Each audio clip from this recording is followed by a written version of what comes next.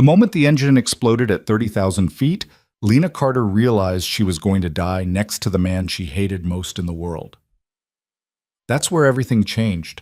What started as resentment in a corporate tower became something else entirely, when survival stripped away every mask, every lie, every carefully built wall between two people who thought they knew exactly who they were. This is their story, a fall from the sky that became a journey to something neither of them saw coming.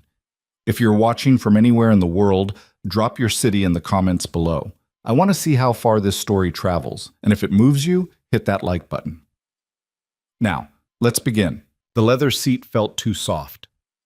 That was Lena Carter's first conscious thought as she settled into the private jet's cabin, her laptop bag clutched against her chest like a shield. Everything about this aircraft screamed excess: cream-colored leather, polished wood paneling, ambient lighting that probably cost more than her annual salary.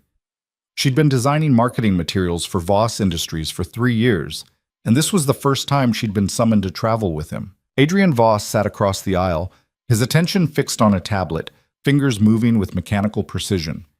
He hadn't acknowledged her presence since she'd boarded 15 minutes ago.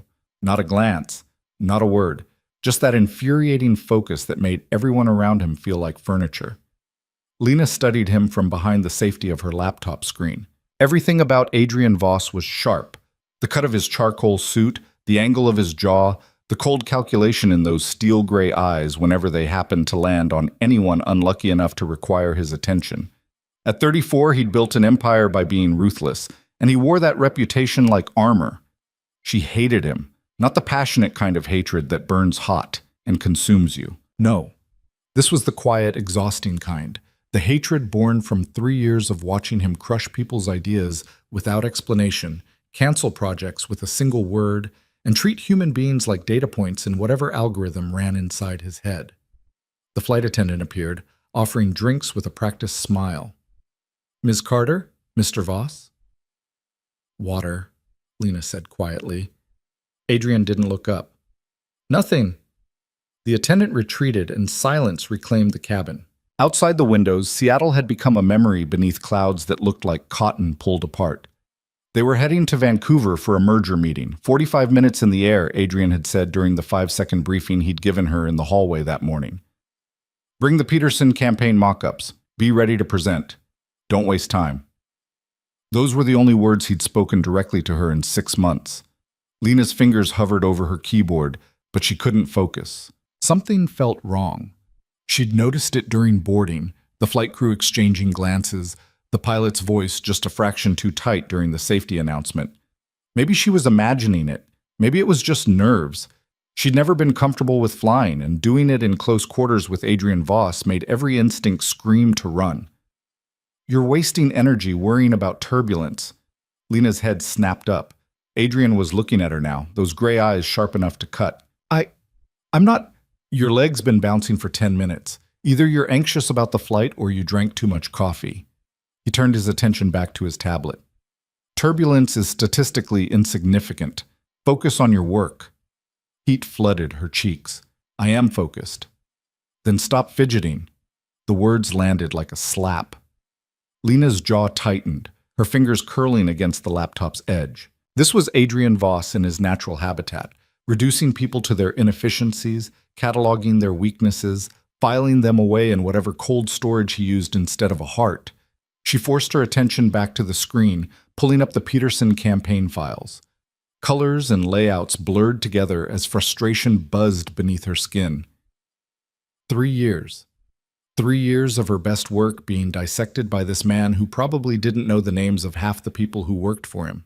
The jet lurched. Lena's stomach dropped as the aircraft shuddered, a violent motion that sent her laptop sliding toward the floor. She grabbed for it instinctively, her seatbelt cutting across her chest. Across the aisle, Adrian's tablet went dark as his hand shot out to brace against the seat in front of him. "Ladies and gentlemen, we're experiencing some minor mechanical difficulties." The pilot's voice crackled through the intercom, professionally calm but missing its earlier warmth. "Please ensure your seatbelts are fastened. We'll have this sorted shortly." Minor. The word did nothing to stop the ice spreading through Lena's veins as the jet shook again, harder this time. Through the window, she could see the wing and something that definitely wasn't right. A thin trail of dark smoke curled from the engine housing, barely visible against the clouds. Adrian. His name left her lips before she could stop it. The engine! He was already moving, unbuckling his seatbelt despite the pilot's instructions, crossing to her side of the cabin in 3 strides. He leaned over her seat to look through her window, his body creating a wall of expensive cologne and barely controlled tension. The smoke was thicker now. Seatbelt. Now! Adrian's voice had lost its usual flatness, replaced by something almost human, command mixed with something that might have been fear. He grabbed his own seatbelt, yanking it tight across his chest. The intercom crackled again. "We're making an emergency descent. Brace positions. I repeat, brace positions." Lena's hands were shaking as she pulled her laptop against her stomach, tucking her head down the way they showed in safety videos no one ever really watched. Her breath came in shallow gasps. This wasn't happening. This was supposed to be 45 minutes, a simple flight. Nothing that could... The explosion came without warning. Not a sound. An experience. A physical force that tore through reality itself, transforming the ordered world of the cabin into chaos.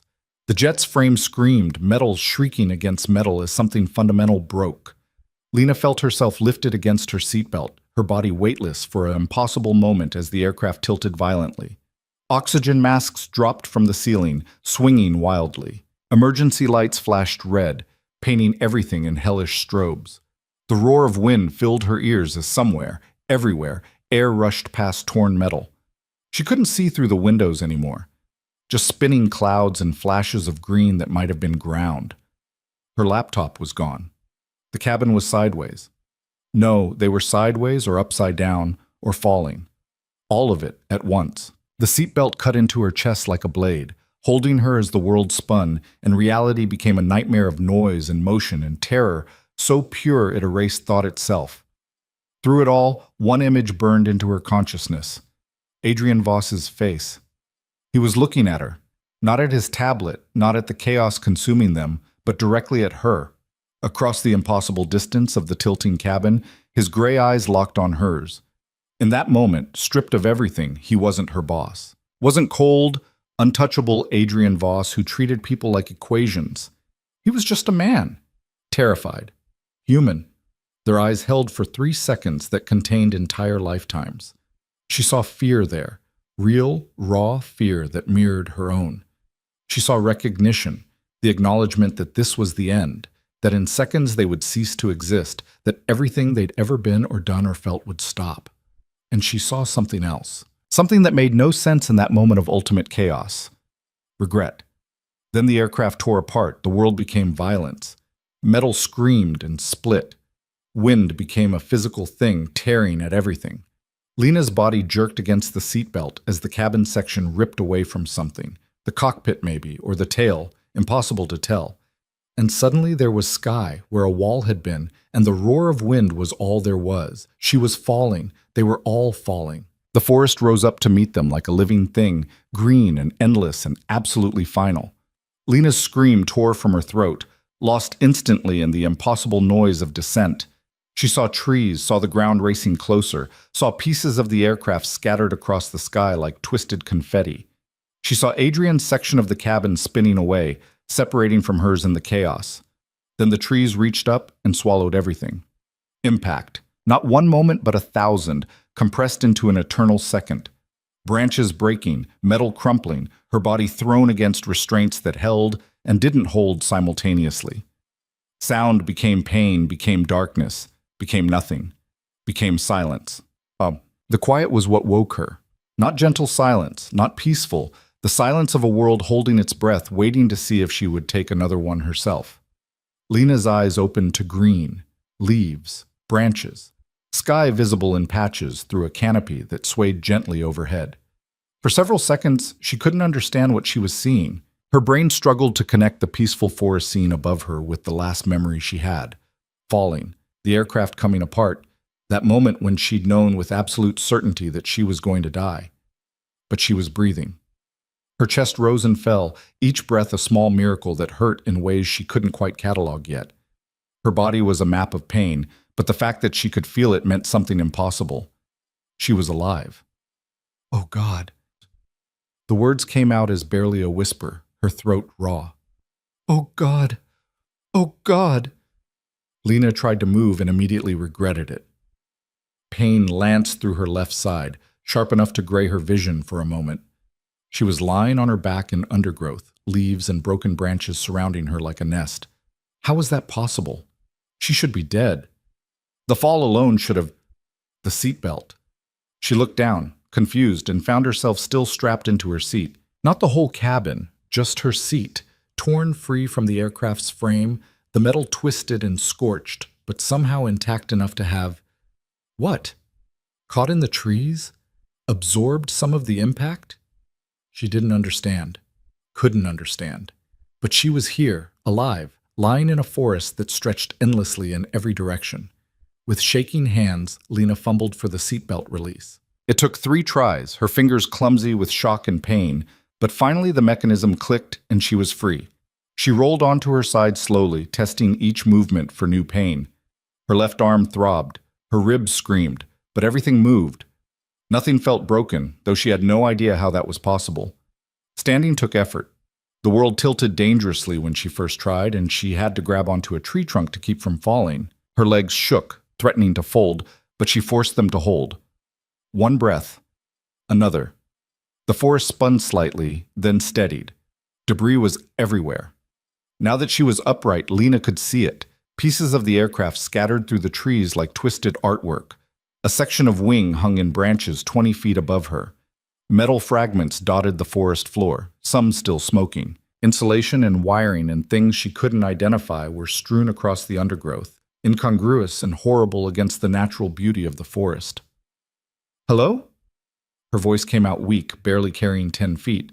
Lena cleared her throat and tried again, louder. "Hello, is anyone there?" Silence answered, just wind through leaves and the distant call of a bird that had no idea the world had just ended.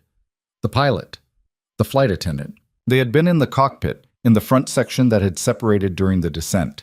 Lena's stomach turned as she realized what that meant. If she'd been thrown clear with just her seat, if the cabin had torn apart the way she remembered. She pushed the thought away, couldn't think about that now, had to focus on immediate things, had to... Adrian. The memory hit her like a physical blow. His face in that last moment, his eyes locked on hers. The terror and humanity she'd seen there. His section of the cabin had been spinning away from hers when everything went dark. He'd been falling too. Was he... Adrian! The name tore from her throat, louder than she'd known she could manage. Adrian Voss! She waited, her heart hammering. Nothing. Just the forest's indifferent quiet and the sound of her own ragged breathing. Lena started walking, each step sending fresh pain through her battered body. She had no idea which direction to go. The debris field stretched in multiple directions, pieces of the aircraft creating a trail through the trees. She followed it instinctively, calling out every few steps. Adrian, can anyone hear me? The forest swallowed her words. Massive trees rose around her. Douglas firs, she thought, or maybe cedars. She'd grown up in Oregon, had hiked enough to recognize old-growth forest when she saw it. This was untouched wilderness, the kind of place that didn't see human activity often. No trails visible. No sounds of civilization, just endless green and the whisper of wind through branches. How far had they fallen? Where were they? More debris appeared, a door torn off its hinges. Seats scattered like toys. A section of fuselage crumpled against a tree trunk, the Voss Industries logo still visible through the scorch marks. Each piece was a reminder of the violence that had happened here, the impossible survival she'd somehow managed. That they'd both managed? Adrian! What? She was moving faster now, ignoring the protests from her body. Please, if you can hear me! She saw it before she registered what she was seeing. Another seat, torn free like hers. Strapped to it, slumped forward against the restraints, was a figure in a charcoal suit. Lena's breath caught. She stumbled forward, nearly falling, catching herself against a tree as her legs threatened to give out. 20 feet. 15. 10. She could see him now, really see him. Adrian Voss hung in the seatbelt, his head down, body motionless. Blood matted his dark hair on the left side. His suit was torn in places, the expensive fabric shredded, but his chest was moving. Adrian! Lena reached him, her hand shaking as she touched his shoulder. He was solid and warm and alive. Adrian, can you hear me? No response. His eyes were closed, face slack with unconsciousness. Lena fumbled for the pulse point at his neck, her fingers clumsy with urgency. For several terrible seconds she couldn't find it, and her mind started spiraling toward panic. There, faint but steady, his pulse beat beneath her fingers. He was alive. They were both alive. The impossibility of it hit her all at once, and Lena found herself laughing, a slightly hysterical sound that echoed through the empty forest. They'd survived. Somehow. Impossibly. They'd both survived a plane crash that should have killed them instantly. But surviving the crash was one thing. Surviving what came after. Lena looked around, really taking in their situation for the first time. Forest stretched in every direction, dense and unbroken. No roads visible, no signs of civilization. She could see mountains in the distance through gaps in the canopy, their peaks sharp against the sky. They could be anywhere. Somewhere between Seattle and Vancouver meant thousands of square miles of wilderness. The sun was past its peak, angling toward afternoon. How long had she been unconscious? An hour? More? They had maybe 5 or 6 hours of daylight left, and then it would be night in the wilderness with an unconscious man and no supplies. Okay, Lena spoke aloud, trying to anchor herself with the sound of her own voice. Okay, first things first. Get him out of the seat. The seatbelt release was jammed. She pulled at it, her fingers finding no give in the mechanism. The metal was bent slightly, probably from impact. Lena looked around desperately for something to use as leverage and found a piece of metal strut a few feet away. It took 3 tries and all her strength, but finally the release gave with a groan. Adrian sagged forward, and Lena barely caught him before he hit the ground. He was heavy, dead weight, muscles completely slack, and she ended up half lowering, half dropping him onto the forest floor. He didn't wake, didn't even stir. Come on, she muttered, checking his pulse again, still steady. That was good. The head wound looked bad but wasn't bleeding actively anymore. Also good. But unconsciousness meant possible concussion, possible internal injuries, possible stop. She couldn't think like that. Had to focus on what she could do, not what might be wrong. Water. That was the first priority. In survival situations, and she'd read enough, done enough casual hiking to know the basics. Water came before food, before shelter if the weather was moderate. And she had no idea when Adrian would wake up, if he'd be able to move when he did. Lena stood slowly, her body protesting every movement. Her left arm was definitely injured. Not broken, she didn't think, but badly bruised. Her ribs ached with each breath. But she could move. She could function. The problem was finding water in a forest without knowing where she was or which direction to go. She closed her eyes, listening. Her father had taught her this once, during a camping trip when she was 12. Listen to the land, he'd said. It'll tell you what you need to know. At first there was nothing but wind and birds. Then, faint beneath those sounds, something else. The whisper of movement, liquid over stone. Running water, maybe a quarter-mile away based on the sound. East. The water was east. Lena looked down at Adrian's unconscious form. She couldn't leave him, shouldn't leave him. But she also couldn't carry him, and they needed water. Needed a better place to shelter than here in the open forest floor. I'll be back, she told him, even though he couldn't hear. 20 minutes. I promise. She marked the spot in her mind. The distinctive shape of a dead tree nearby. The angle of fallen debris. Then she started walking, following the sound of water, praying she wasn't making a terrible mistake. The stream was beautiful. That was Lena's first thought when she pushed through a final screen of undergrowth and found it. A clear flow of water tumbling over moss-covered rocks, maybe 10 feet wide at its widest point. It moved with the kind of energy that said snowmelt from mountains, cold and clean and perfect. Relief hit her so hard she nearly cried. She knelt at the stream's edge, cupping water in her hands and drinking deeply. It was ice cold, tasting of minerals and stone and life. She drank until her stomach hurt, then sat back on her heels, breathing hard. Okay, water source secured.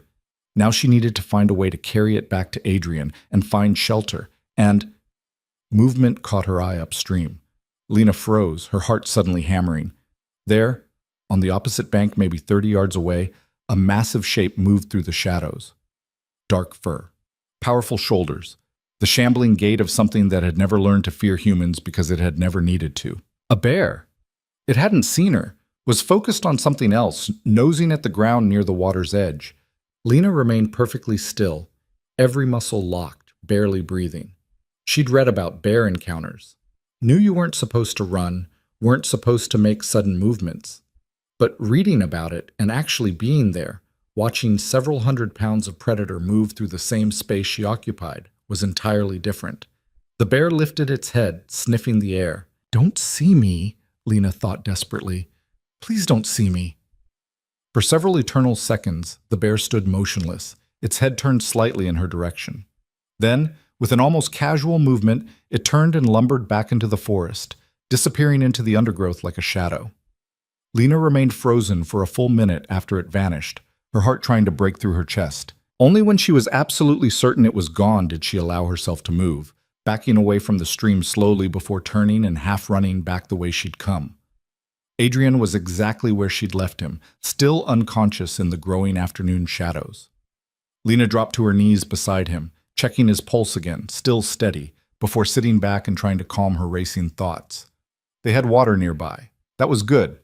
They also had bears nearby. That was very, very bad. She looked at the debris scattered around them. Could she use any of it for shelter?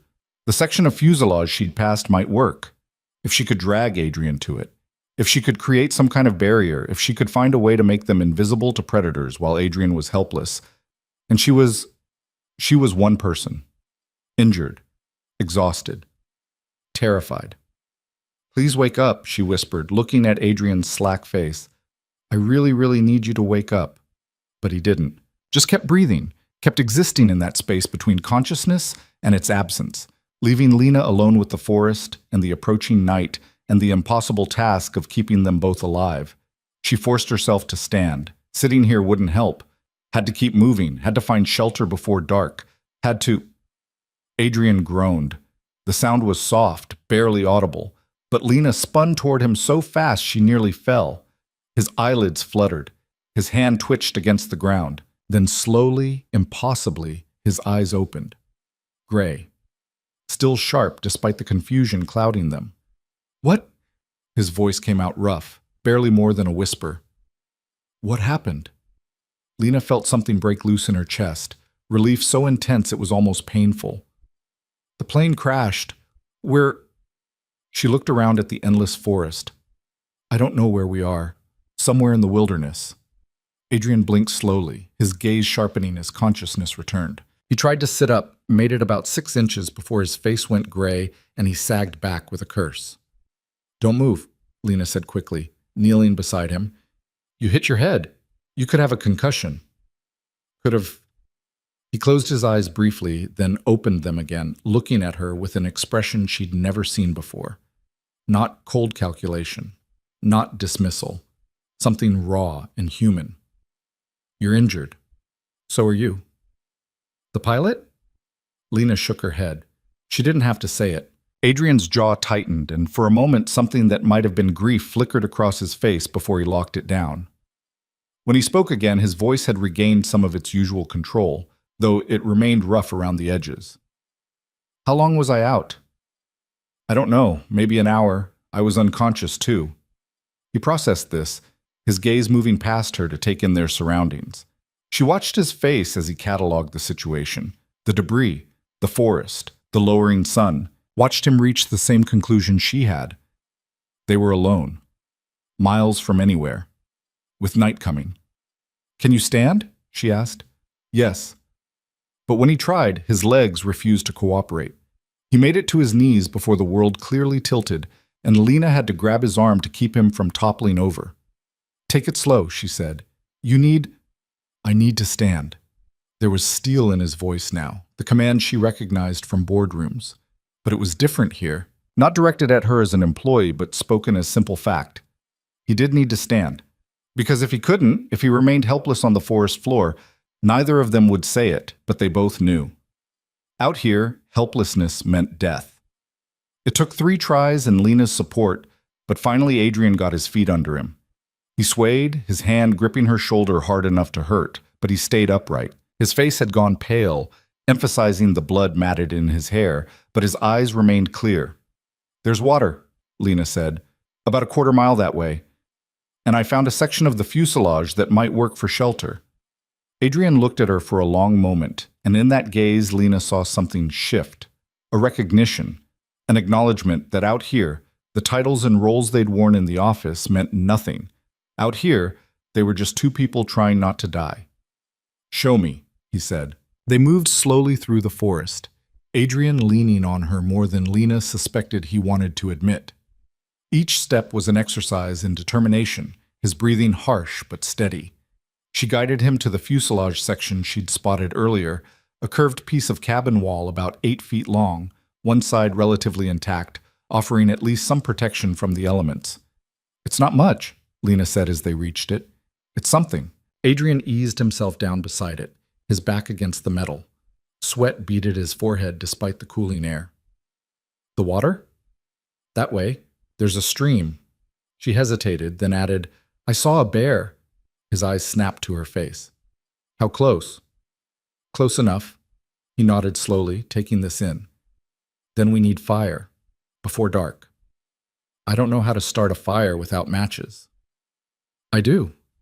He looked at her, and something that might have been the ghost of a smile touched his lips. "You're not the only one who grew up outside cities, Ms. Carter." It was strange hearing her name in his voice out here, in this place so removed from boardrooms and office hierarchies. Strange and somehow grounding. "What do you need?" she asked. "Dry wood. Lots of it. The driest you can find. Look under logs, in protected areas. And..." He scanned the ground around them, then pointed to a relatively flat piece of metal from the aircraft. "That. And cloth. Anything that survived from the cabin." Lena spent the next hour gathering supplies while Adrian worked with methodical focus, despite his obvious pain. She watched him from the corner of her eye as she collected wood, watched him strip wires from debris and create what looked like a bow drill apparatus using the metal sheet, a stick, and thread pulled from the aircraft seats. This wasn't the man she knew. That Adrian Voss would have been helpless out here, would have expected someone else to handle the physical work while he made executive decisions. But this version moved with quiet competence, his hands sure despite the tremor she sometimes caught. Who was he really? Who had he been before he became the untouchable CEO everyone feared? The sun was touching the mountain peaks when Adrian finally coaxed smoke from his apparatus. Lena held her breath as he carefully added tinder she'd gathered, dry moss and shredded cloth, and breathed life into the ember he'd created. The smoke thickened, then suddenly burst into flame. They had fire. Relief and exhaustion hit Lena simultaneously. She sank down on the opposite side of the flames from Adrian, watching sparks rise into the darkening sky. Her body ached everywhere. Her mind felt foggy with shock and adrenaline crash. But they had water nearby, had shelter of a sort, had fire to keep away predators and provide warmth. They were alive. "We survived," she said quietly, more to herself than to him. Across the flames, Adrian looked at her with those sharp gray eyes. In the firelight, they seemed less cold somehow, more human. "Yes," he said. "Now we have to stay that way." The forest grew dark around their small circle of light. Somewhere in the distance, something howled, wolf or coyote, Lena couldn't tell. Closer, the stream sang its endless song over stone. Above them, through gaps in the canopy, stars began to emerge. Lena pulled her knees to her chest, wincing at the pain in her ribs. Tomorrow they would need to make real decisions about water purification, about food, about whether to stay here or try to move, about how to signal for rescue. Tomorrow they would need to face the full reality of their situation. But tonight, in this moment, they had fire. They had shelter. They had survived. It was enough. Adrian fed another stick to the flames, his movements careful and precise. "You did well today," he said, not looking at her. "With the water, the shelter location, most people would have panicked." Lena blinked, startled by what might have been the first genuine compliment she'd ever heard from him. "I grew up hiking. My dad taught me basic wilderness skills." "Then he taught you well." Silence fell between them, but it felt different from the cold silences in the office. Less hostile. More, Companionable wasn't the right word, but something closer to shared experience than mutual toleration. What about you? Lena found herself asking. How do you know how to make fire with a bow drill? Adrian was quiet for so long she thought he wouldn't answer. Then, my uncle. He believed in teaching practical skills, said knowing how to survive made you stronger at everything else. There was something in his voice, not quite bitterness, not quite nostalgia, something complicated that Lena couldn't parse. She waited, but he didn't elaborate, just continued feeding the fire with methodical care. The howling came again, closer this time. Adrian's hand moved to a piece of metal strut he'd positioned nearby. Not quite a weapon, but something that could serve as one if needed. Lena noticed the movement, noticed how he'd positioned himself between her and the darkest part of the forest. You should sleep, he said. I'll keep watch. You're concussed. You need rest more than I do. I'm also trained to function without sleep. He finally looked at her, firelight carving shadows across his face. And you're the one who spent the afternoon gathering supplies while I sat here being useless. Sleep, Ms. Carter. That's not a request. There it was, the command tone. But somehow, out here with darkness pressing in around them and danger in every shadow, it didn't feel like office tyranny. It felt like someone trying to keep them both alive. Lena settled against the fuselage section, pulling her torn jacket tighter around herself. The metal was hard and uncomfortable, but exhaustion was already pulling at her consciousness. Her eyes drifted shut, then opened again. Adrian? Yes? We're going to be okay, right? The vulnerability in her voice surprised her. But something about the darkness and the fire and the impossible fact of their survival stripped away the need for pretense. He was quiet for a long moment. Then, I don't know. It should have been terrifying, that honest uncertainty. But somehow, coming from him, it was almost comforting. No false promises, no corporate optimism, just truth. But, Adrian continued, his voice carrying across the fire, we survived a plane crash. That gives us better odds than we had 6 hours ago. Lena found herself almost smiling. It was true. 6 hours ago, they'd been falling from the sky, certain of death. Now they had fire and shelter and each other, even if that each other consisted of two people who'd barely spoken 50 words in 3 years. She closed her eyes, letting exhaustion claim her. Her last conscious thought was of that moment in the falling aircraft. Adrian's eyes locked on hers, seeing her not as an employee, but as another human being facing the same terror, the same end. In the darkness, she heard him add wood to the fire, heard the crackle of flames, heard the endless whisper of the wilderness around them. And for the first time in 3 years, Lena Carter and Adrian Voss existed in the same space as equals. Tomorrow would bring new challenges, new dangers, new impossibilities to navigate. But tonight, against all odds, they were alive. And that was everything. Dawn came slowly to the forest, gray light filtering through the canopy in stages, transforming shadows into shapes into the reality of their situation. Lena woke to the smell of smoke and the ache of every muscle in her body. For one merciful moment, her mind was blank. Then memory crashed back like a second impact.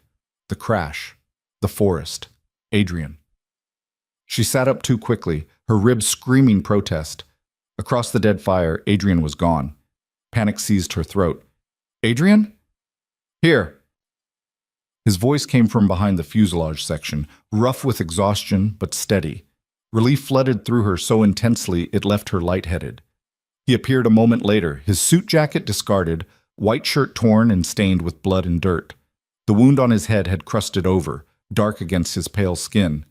He looked like he hadn't slept at all, which Lena realized he probably hadn't. You should have woken me to take a turn on watch, she said. You needed the sleep more. He moved carefully, she noticed, favoring his left side. I found something. He held up a twisted piece of metal, part of the aircraft's emergency kit. The container was crushed, but inside, visible through a crack in the casing, were supplies. Reflective blankets, a first aid kit, water purification tablets. That's... Lena stood, ignoring her body's protests. That's incredible. How did you find it? Couldn't sleep. Searched the debris field. He set the kit down and began working it open with a piece of sharp metal. We'll need to inventory everything, figure out what we have. The emergency kit yielded treasures beyond measure: a small knife, waterproof matches, the purification tablets, 2 emergency blankets, basic first aid supplies including antiseptic and bandages, a signal mirror, and a compass. Not enough to guarantee survival, but enough to shift their odds dramatically. The compass, Adrian said, turning it over in his hands. The glass face was cracked, but the needle still moved, swinging north with magnetic certainty. If we can figure out where we are. Vancouver was northeast of Seattle, Lena said, the geography coming back from years of living in the Pacific Northwest. We were heading that direction when… She didn't finish, didn't need to. Adrian studied the compass, his expression thoughtful. The mountains we can see from here, I think they're the Cascades, which means we're probably somewhere in the North Cascades range. Wilderness area, thousands of square miles of it. The enormity of that sank in slowly. Thousands of square miles. No roads, no towns, just endless forest and mountains, and the very real possibility that no one would find them before. Before what? Before they ran out of food? Before injury or illness took them? Before winter came and the forest became truly impassable? We need water first, Adrian said, cutting through her spiraling thoughts with that same decisive tone he used in boardrooms. But out here, it didn't sound like control. It sounded like focus. Then we need to address these injuries properly. Then we plan. They made their way to the stream together, moving slowly through morning mist that clung to the forest floor like something alive. Adrian's steps were more assured than yesterday, but Lena could see the effort it cost him, the way his jaw tightened with each movement, the careful way he held his left side. "You're hurt worse than you're saying," she observed. "Cracked rib. Maybe 2. He said it matter-of-factly, as if describing a scheduling conflict. Nothing we can do about it except wrap it tight and avoid unnecessary movement. Unnecessary movement like walking a quarter-mile to a stream? That's necessary movement. The ghost of something that might have been humor touched his voice. You should see the unnecessary movements I'm avoiding. At the stream, they filled their empty water bottles, salvaged from the wreckage, and added purification tablets. The taste would be chemical and unpleasant, Adrian explained, but it was better than the alternative. While they waited for the tablets to work, Lena helped him clean and bandage the head wound properly. This needs stitches, she said, examining the gash. It was about 2 inches long, the edges ragged. I don't suppose you learned field medicine from your uncle, too? No, but I've read enough to fake it. He met her eyes, and something in his expression softened slightly. We'll make do. We always do. We. The word hung between them, strange and new. There had never been a we before, just him giving orders and her following them. But out here, that distinction had dissolved like morning mist. They spent the morning doing inventory and making plans. The emergency supplies helped, but they were limited. No food except for energy bars in the kit, 6 of them, which meant 3 days if they split them. After that, I can make snares, Adrian said, examining the wire from the aircraft. Small game, rabbits, maybe squirrels if we're lucky. Lena stared at him. You know how to trap animals? My uncle believed in comprehensive education. There was something in his voice, not quite bitterness, not quite fondness, something complex that spoke of a past she'd never imagined him having. Tracking, trapping, field dressing. He said knowing how to provide for yourself was the foundation of true power. Is that why you… She hesitated, not sure if she should ask, but the forest had stripped away the usual boundaries. Is that why you're so… controlled? All the time? Adrian's hand stilled on the wire he was working with. For a moment, Lena thought he wouldn't answer. Then, control is survival, in business, in life. Letting emotions dictate decisions gets people killed. He looked up at her, his gray eyes sharp. Or it did where I grew up. She wanted to ask more, wanted to understand the transformation that had turned a boy who knew how to trap rabbits into a man who ruled boardrooms with calculated precision. But something in his expression warned her not to push. Not yet. I'll gather more firewood, she said instead, and see if I can find anything edible. Berries, maybe, or don't eat anything unless you're absolutely certain it's safe. The command was immediate and firm. Some of the most poisonous plants out here look like food. If you're not sure, bring it back and we'll evaluate together. Together. There was that word again. The day passed in careful work. Adrian set snares at strategic points around the stream. Animals need water, they'll come, while Lena gathered firewood and searched for edible plants. She found wild strawberries, tiny but unmistakable, and brought them back triumphantly. Adrian examined them carefully before nodding approval. Good eye, these are safe. He popped one in his mouth, and something that might have been surprise crossed his face. Better than safe, actual food. They split the berries, rationing them carefully. It wasn't much, maybe a handful each, but it felt like victory. Proof that they could provide for themselves, that survival was possible. That evening, as they sat by a carefully managed fire, Lena found herself studying him in the flickering light. 3 years she'd worked for Adrian Voss, and she'd never really looked at him as a person. He'd been a force, a presence, a source of frustration and occasional fear. But now, watching him methodically feed the fire and check the snares he'd made, she saw someone different, someone capable, focused, and underneath the control, possibly afraid. Can I ask you something? She said. He glanced up. You're going to regardless. Fair point. Why did you build Voss Industries? What were you trying to prove? Adrian was quiet for so long she thought he'd refuse to answer. Then, I was trying to prove I didn't need anyone, that I could create something that couldn't be taken away. He poked at the fire, sending sparks spiraling into darkness. My uncle taught me survival skills. My father taught me that everything you care about can disappear in an instant. The words carried weight beyond their simple meaning. Years of something Lena couldn't quite name. Loss, maybe. Or loneliness wearing the mask of power. Is that why you keep everyone at distance? She asked quietly. Even in the office? Distance is safety. He looked at her directly, and in his eyes she saw something raw. You can't lose what you never let yourself need. The honesty of it struck her silent. This was the truth beneath all those cold interactions, all those dismissals and calculated cruelties. Not malice, but defense. A fortress built so carefully that even he might have forgotten what he was protecting. That sounds exhausting, Lena said finally. It is. The admission seemed to surprise him as much as it surprised her. Then, softer. But it's kept me alive this long.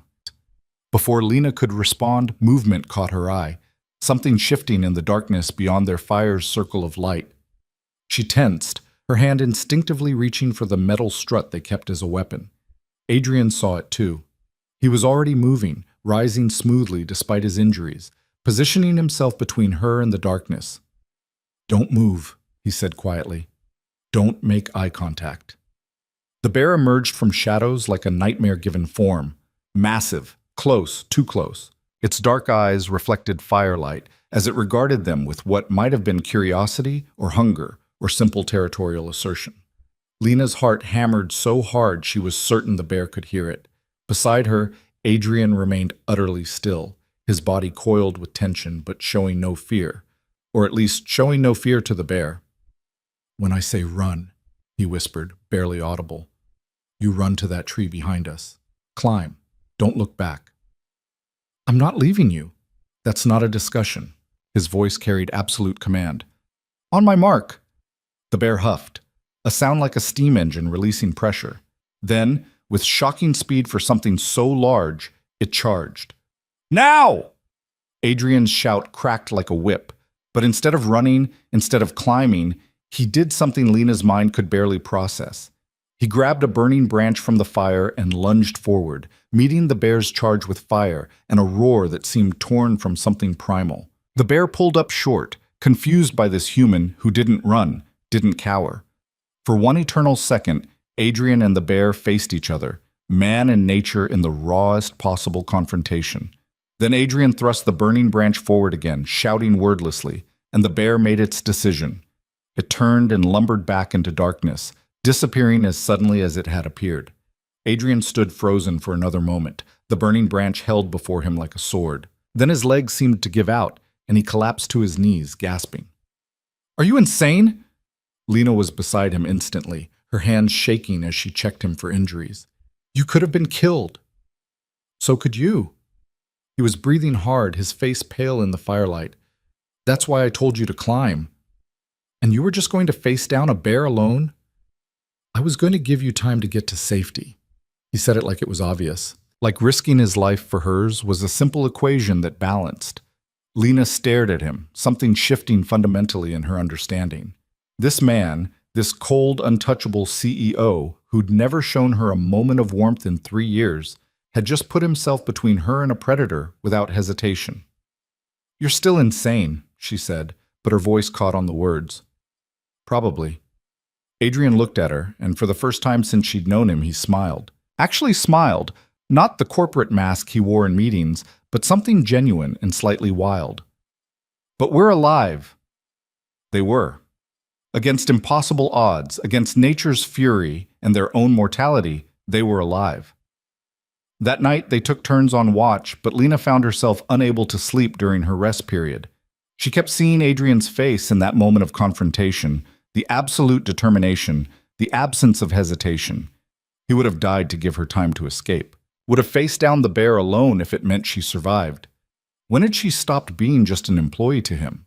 Or had she always been more, and he'd just been too controlled to show it? The question haunted her as she sat watch hours later, feeding the fire while Adrian slept. He looked younger in sleep, the hard edges of his face softened. More human. More like whatever he'd been before life taught him that control was survival. Dawn came eventually, as it always did. Adrian woke with the light, his movements stiff but determined. They checked the snares together. One had triggered, catching a rabbit that would mean real protein, real calories. Adrian field-dressed it with practiced efficiency while Lena tried not to watch too closely. "Your uncle taught you that too?" she asked. "Everything." He worked quickly, his hands sure despite the grisly nature of the task. He said civilization was a thin veneer, that underneath we were all still animals, and the ones who remembered that survived when the veneer cracked. He sounds intense. He was preparing me. Adrian paused, then continued more quietly. My father was unstable, made enemies, lost everything twice before I was 10. My uncle wanted me ready for when it happened again. Did it? Yes. Single word carrying years of weight. But by then I'd learned to build things that couldn't be taken, things that existed in contracts and corporations, not trust or family. The pieces were falling into place, the obsessive control, the emotional distance, the way he treated every interaction like a potential battlefield. He'd been taught that everything could be lost, so he'd made himself into someone who lost nothing by never truly having anything. It was brilliant and tragic in equal measure.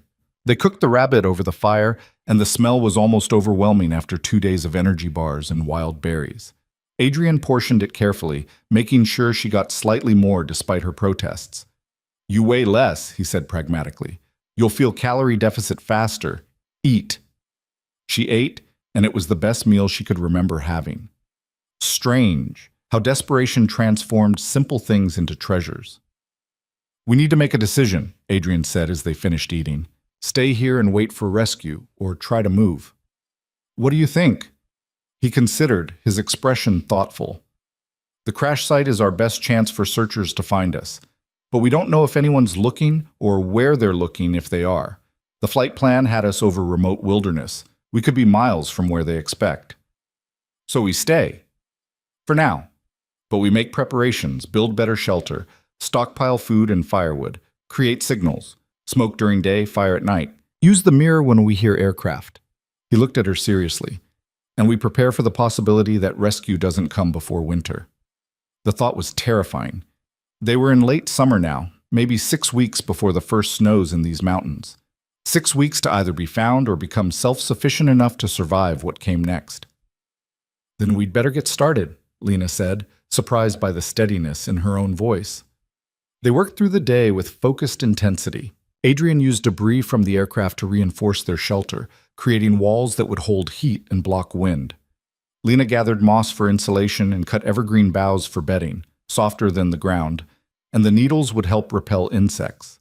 It was exhausting work, made harder by their injuries. Lena's ribs ached with every movement. Adrian's cracked ribs had him breathing carefully, working in measured bursts. But they pushed through, driven by the understanding that every improvement to their situation was another step toward survival. You're different out here, Lena observed during a water break. From the office. So are you. Adrian wiped sweat from his forehead, wincing as the motion pulled at his injuries.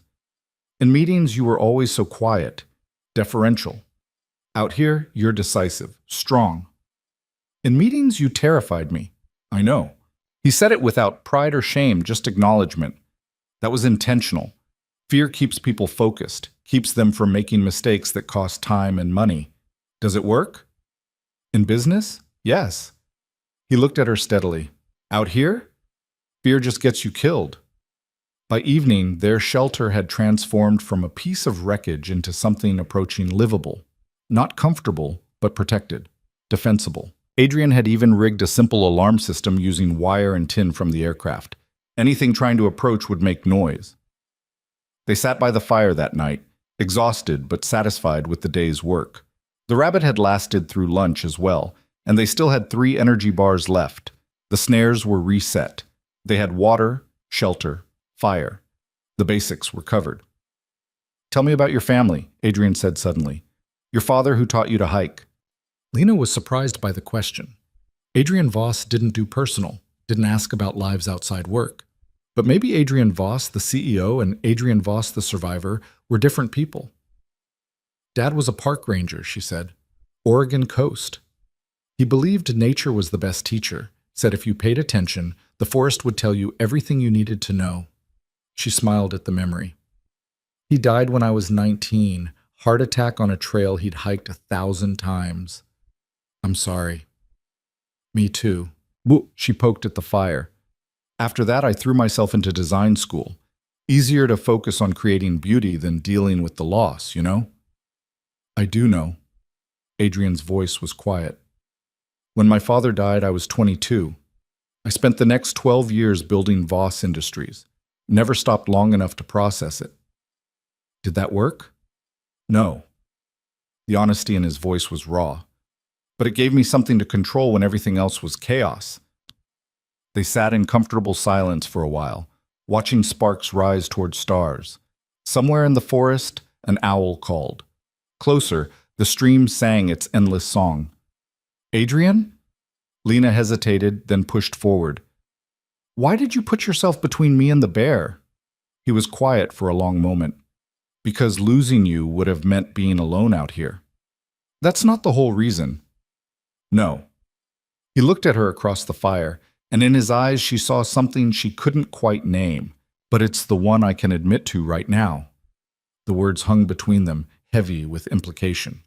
Lena felt her pulse quicken, felt something shift in the air between them, awareness of each other not as colleagues or even as partners in survival, but as man and woman, drawn together by circumstance and something deeper.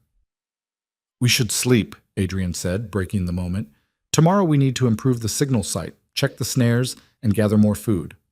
Always practical, always controlled. But Lena had seen beneath that control now, had seen him smile and fight and protect without calculation, had seen the human beneath the armor.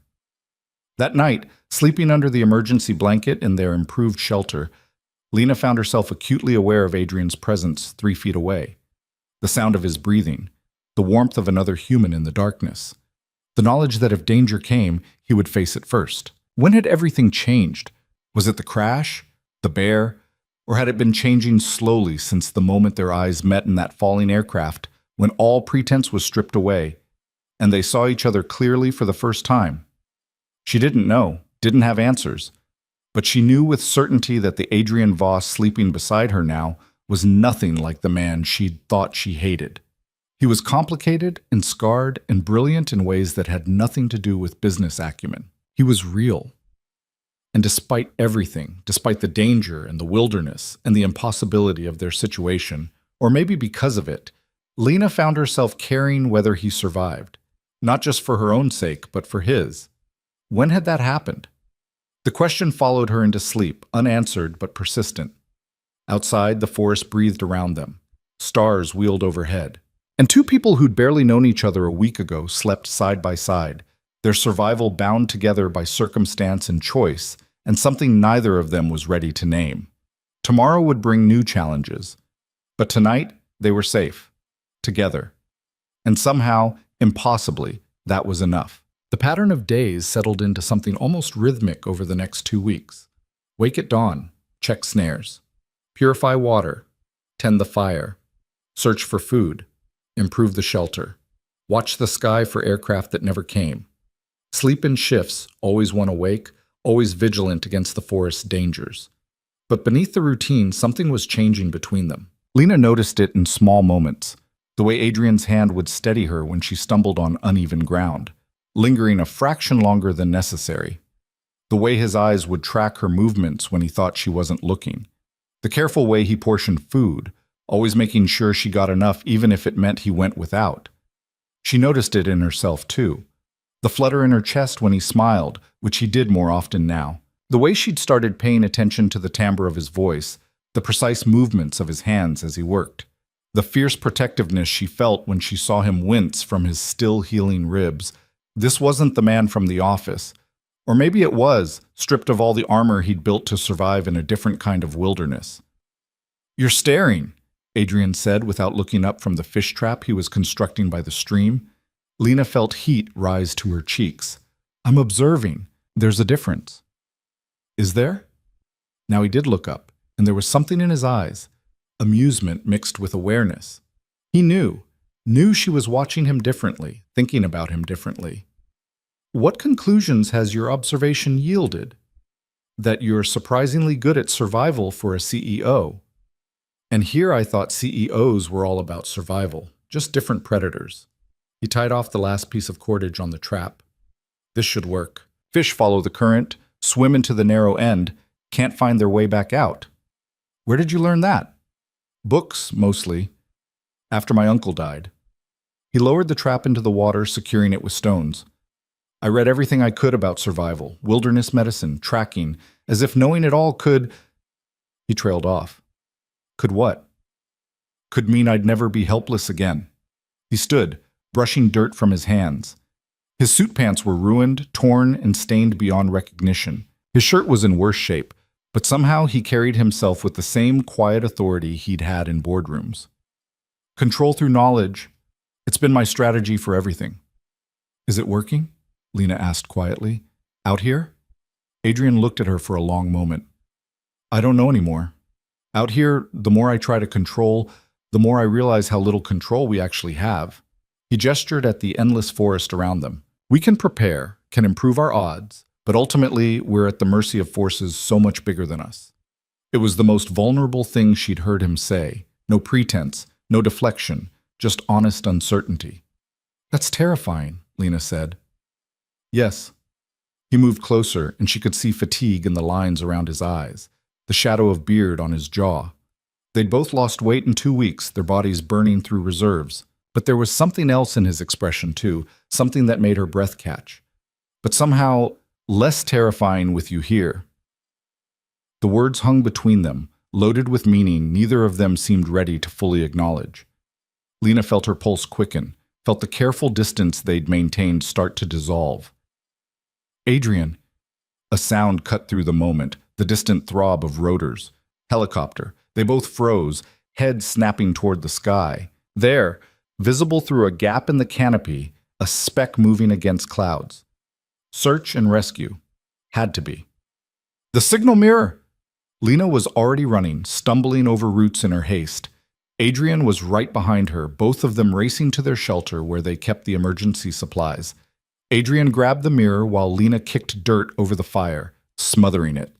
Within seconds, thick white smoke began billowing upward, their distress signal, practiced but never used until now. Adrian positioned himself in a clearing, angling the mirror to catch sunlight, sending flashes toward the helicopter. "Come on," Lena breathed, watching the aircraft. "Come on, see us.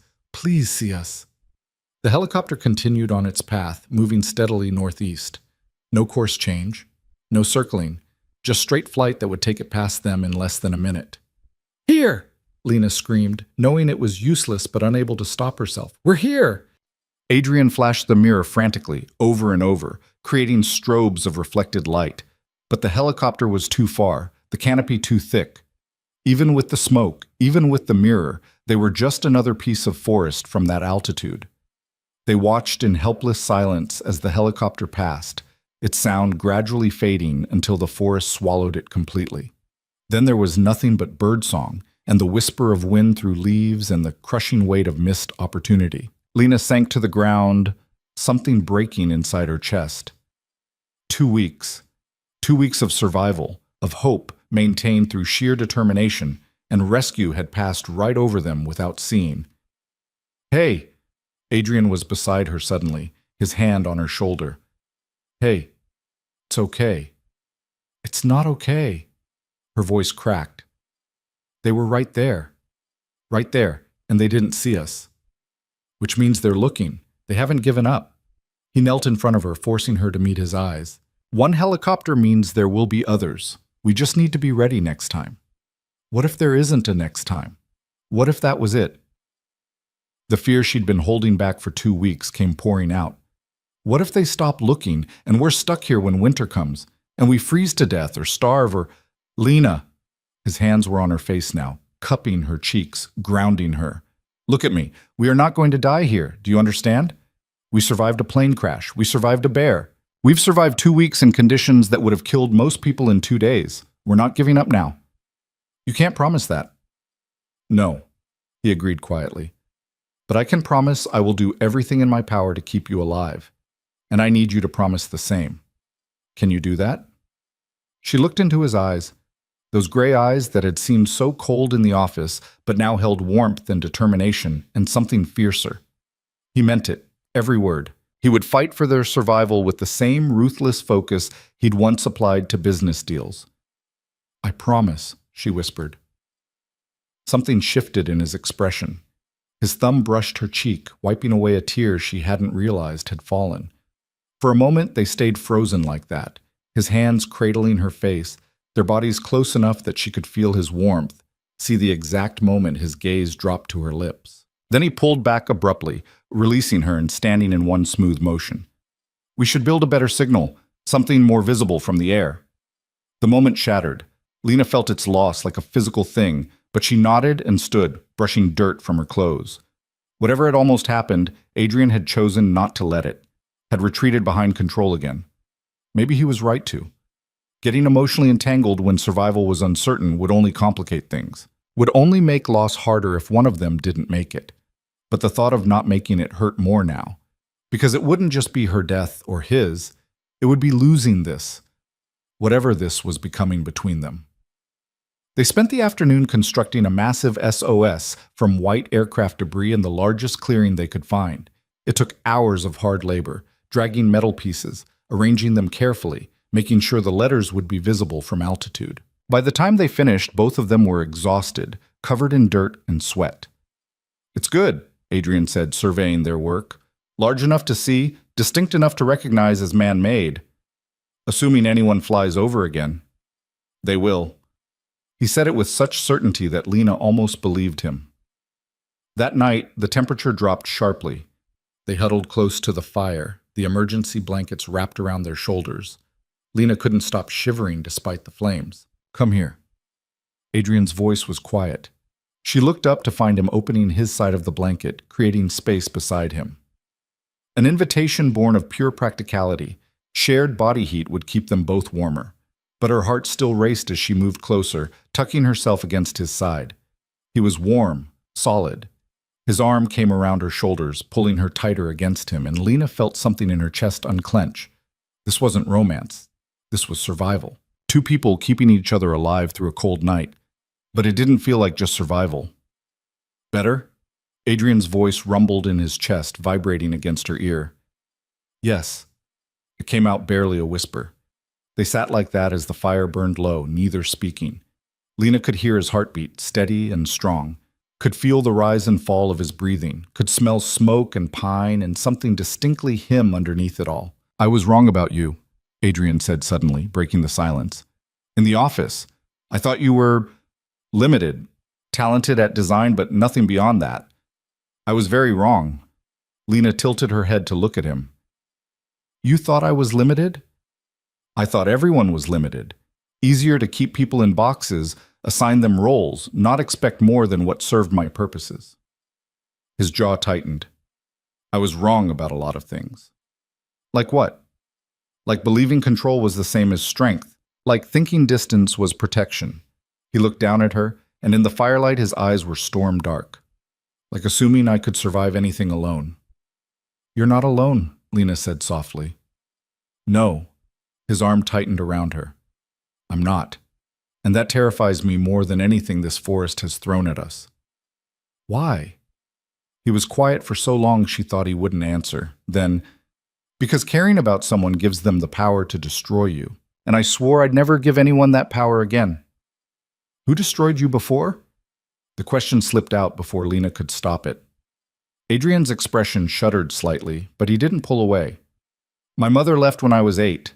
Said she couldn't handle my father's instability, the constant financial crises. She chose stability over us. His voice was flat, emotionless, but Lena could hear the old pain beneath it. My father spiraled, made worse decisions, lost everything, then drank himself to death when I was 22. I'm sorry. Don't be. It taught me valuable lessons, that love makes people vulnerable, that attachment is liability, that the only person you can truly rely on is yourself. Is that really what you believe? Lena asked quietly. It's what I believed. He looked at her steadily. I'm not sure what I believe anymore. The admission hung between them, heavy with implication. Lena's breath caught as she realized what he was saying, that she was changing him, that these weeks had cracked something open in his carefully constructed walls. Adrian! A sound cut through the night. Not the helicopter this time. Something closer, something moving through the undergrowth with heavy, deliberate steps. They both froze. Adrian's hand went immediately to the makeshift spear they kept nearby, a sturdy branch with metal from the aircraft lashed to the end. Lena felt her heart hammering as the sounds grew closer. Stay behind me, Adrian whispered, shifting position to place himself between her and the darkness beyond their fire's light. The footsteps stopped. Silence stretched, broken only by the crack and pop of burning wood. Then, at the edge of the firelight, eyes reflected back at them. Not one pair. Multiple, low to the ground, spreading out in a semicircle. Wolves. Lena's blood turned to ice. She'd seen the tracks, had known wolves inhabited these forests. But seeing them, seeing the intelligent calculation in those eyes as they assessed their prey, was entirely different from abstract knowledge. How many? She whispered. 4, maybe 5. Adrian's voice was steady, but she could feel the tension in his body. They're testing us, seeing if we're worth the risk. Are we? We're going to make sure we're not. He reached for the fire, pulling out a burning branch. When I move, you grab another torch. We make ourselves big, loud, dangerous. Show them we're not easy prey. The wolves circled slowly, their movements coordinated. Pack hunters. Intelligent. Patient. One of them, larger than the others, the alpha, probably, took a step closer, lips pulling back to reveal teeth designed for tearing flesh. Adrian stood slowly, keeping the burning branch between them and the wolves. Now! Lena grabbed a torch and stood, making herself as large as possible. Adrian began shouting, waving the fire, and she joined him, screaming wordlessly, creating chaos and noise and the impression of dangerous, unpredictable prey. The wolves hesitated. The alpha snarled, but didn't advance. For several tense seconds, they held their ground, the balance teetering between attack and retreat. Then Adrian did something that stopped Lena's heart. He charged forward, straight at the alpha, fire thrust before him like a weapon. The alpha broke first. It turned and melted into darkness, and the rest of the pack followed instantly, disappearing as if they'd never been there at all. But Adrian didn't stop, didn't come back to the fire. Instead, he ran into the forest after them, still shouting, still carrying the torch. Adrian! Lena's scream tore through the night. What are you doing? No answer, just the sound of him crashing through undergrowth, growing more distant. Terror like nothing she'd felt before seized Lena's chest. He'd gone after them, had left the safety of the fire to chase wolves into the darkness. Was he insane? Was he trying to get himself killed? She couldn't leave the fire, couldn't abandon their shelter, but she also couldn't just stand here while he... A scream. Human. Adrian's voice, raw with pain and fury. Lena didn't think. She grabbed the spear and ran.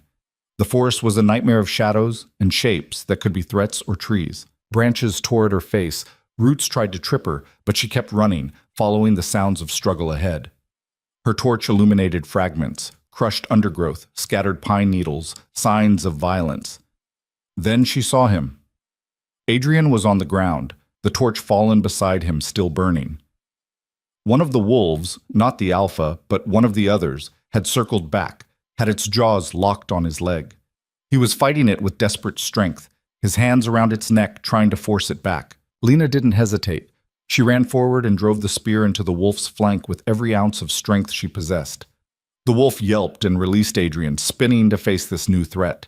Blood ran from the wound she'd inflicted, but it wasn't deep enough, wasn't fatal. The wolf's eyes locked on her, and she saw her death in them. Then Adrian was moving. Despite his injured leg, despite the pain that must have been screaming through his body, he grabbed the torch and swung it directly into the wolf's face. Fur ignited. The animal's yelp became a howl of agony as it fled into darkness, the smell of burning hair acrid in the air. Silence fell. Just their ragged breathing and the crackle of the fallen torch. "You're an idiot," Lena said, her voice shaking. "You absolute, complete idiot." Adrian tried to stand and couldn't. His leg gave out, and he collapsed back to the ground with a curse. "I had to make sure they wouldn't come back. Had to establish dominance, show them where... You could have died!" She was kneeling beside him now, examining his leg in the torchlight. His pants were shredded, blood soaking through. The wolf's teeth had torn flesh, though thankfully it looked like muscle damage, not arterial. "You ran into the forest after wolves. What were you thinking?" "I was thinking I needed to protect you." The words burst from him with raw intensity. "I was thinking if I didn't chase them off completely, they'd come back. And next time I might not be able to stop them before they hurt you, and I can't..." He stopped abruptly, jaw clenching. "Can't what?" Lena demanded, even as she tore strips from her already ruined shirt to bind his wound. "Can't lose you." The admission came out rough, barely a whisper. "I can't lose you, Lena. I know that's not logical. I know attachment is liability. I know all the reasons why caring is dangerous. But I can't help it anymore. Out here, stripped of everything, you're all that matters." The words hit her like a physical force. This was what they'd been dancing around for days, what had been building between them since that first shared night by the fire. This was the truth beneath every loaded glance, every moment of protectiveness, every choice to fight rather than flee. "You complete idiot," she said again, but this time her voice broke.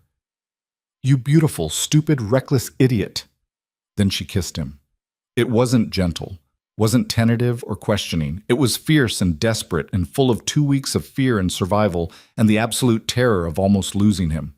His hand came up to tangle in her hair, pulling her closer despite his injured leg, despite the blood and dirt and the fact that they were still in danger in the middle of the forest. When they finally broke apart, both breathing hard, Adrian rested his forehead against hers.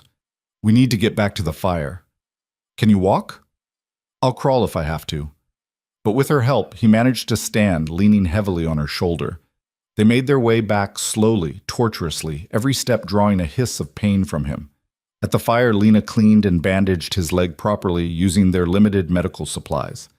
The wounds were bad, but not as terrible as they could have been. He'd need to stay off it for days to heal properly, which meant she'd have to take over most of the physical work of survival. "I'm sorry," Adrian said as she tied off the last bandage. "That was reckless." Yes, it was. She sat back looking at him in the firelight. "Don't do it again." "I can't promise that." His eyes were serious. "If it comes down to your safety or my caution, I'll choose your safety every time. Then I guess I'll have to keep saving you from your own heroics." She settled beside him, careful not to jar his leg. "Someone has to keep you alive." His arm came around her shoulders, pulling her close. "Is this real?" he asked quietly. "Or is it just survival instinct? Two people clinging to each other because we're all we have?" Lena considered the question seriously. Was this real, or was it circumstance, proximity, the human need for connection when death felt close? She thought about the office, about the 3 years she'd spent resenting him, never once imagining she could feel anything else. But the man holding her now wasn't the man from the office. Or maybe he was, just finally allowed to be more than the armor he wore. Out here, with everything stripped away, she'd seen who Adrian Voss actually was beneath the control and distance. Had seen his strength and vulnerability and the fierce capacity for protection he'd hidden behind cold calculation. I don't know, she admitted. Maybe it started as survival, but it doesn't feel like just survival anymore. No, he agreed softly. It doesn't. They sat together as the fire burned low, neither speaking, just existing in shared space. Lena's mind replayed the last hour, the wolves, Adrian's reckless charge, the moment she thought she'd lost him. The kiss that had felt like both beginning and continuation of something she didn't fully understand yet. Tomorrow, they'd have to figure out what this meant. Tomorrow, they'd have to deal with Adrian's injury, with the increased difficulty of survival now that he was limited. Tomorrow, they'd have to keep watching the sky, keep hoping for rescue, keep fighting to stay alive. But tonight, in this moment, they had each other. And somehow, impossibly, that was enough to make survival feel like more than just not dying. It felt like something worth fighting for. 3 days after the wolf attack, Adrian's fever broke.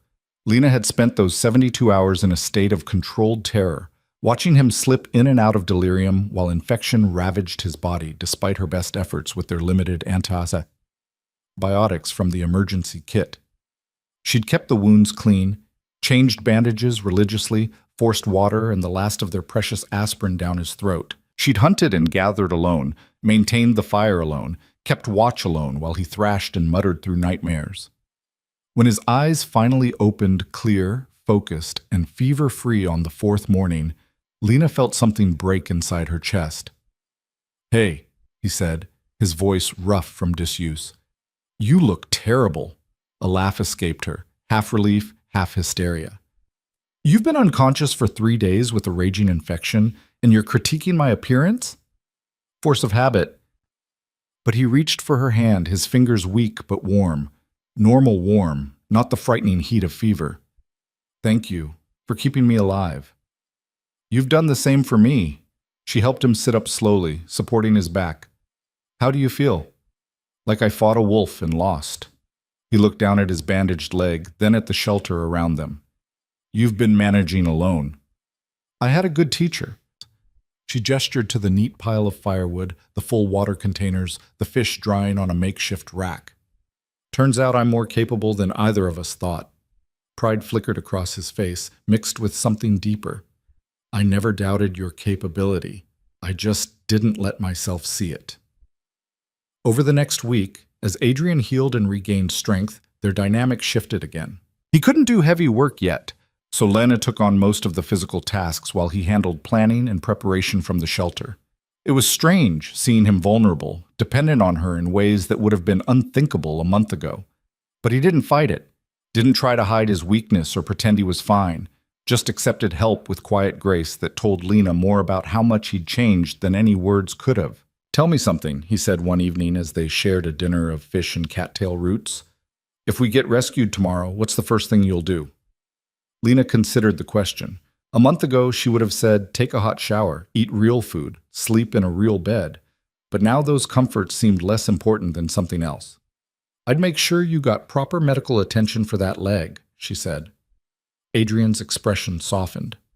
After that, "I don't know, everything seems," she struggled for the right words, "different now. The life I had before, the apartment, the job, the routines. It all feels like it belonged to someone else." "I know what you mean." He poked at the fire with a stick.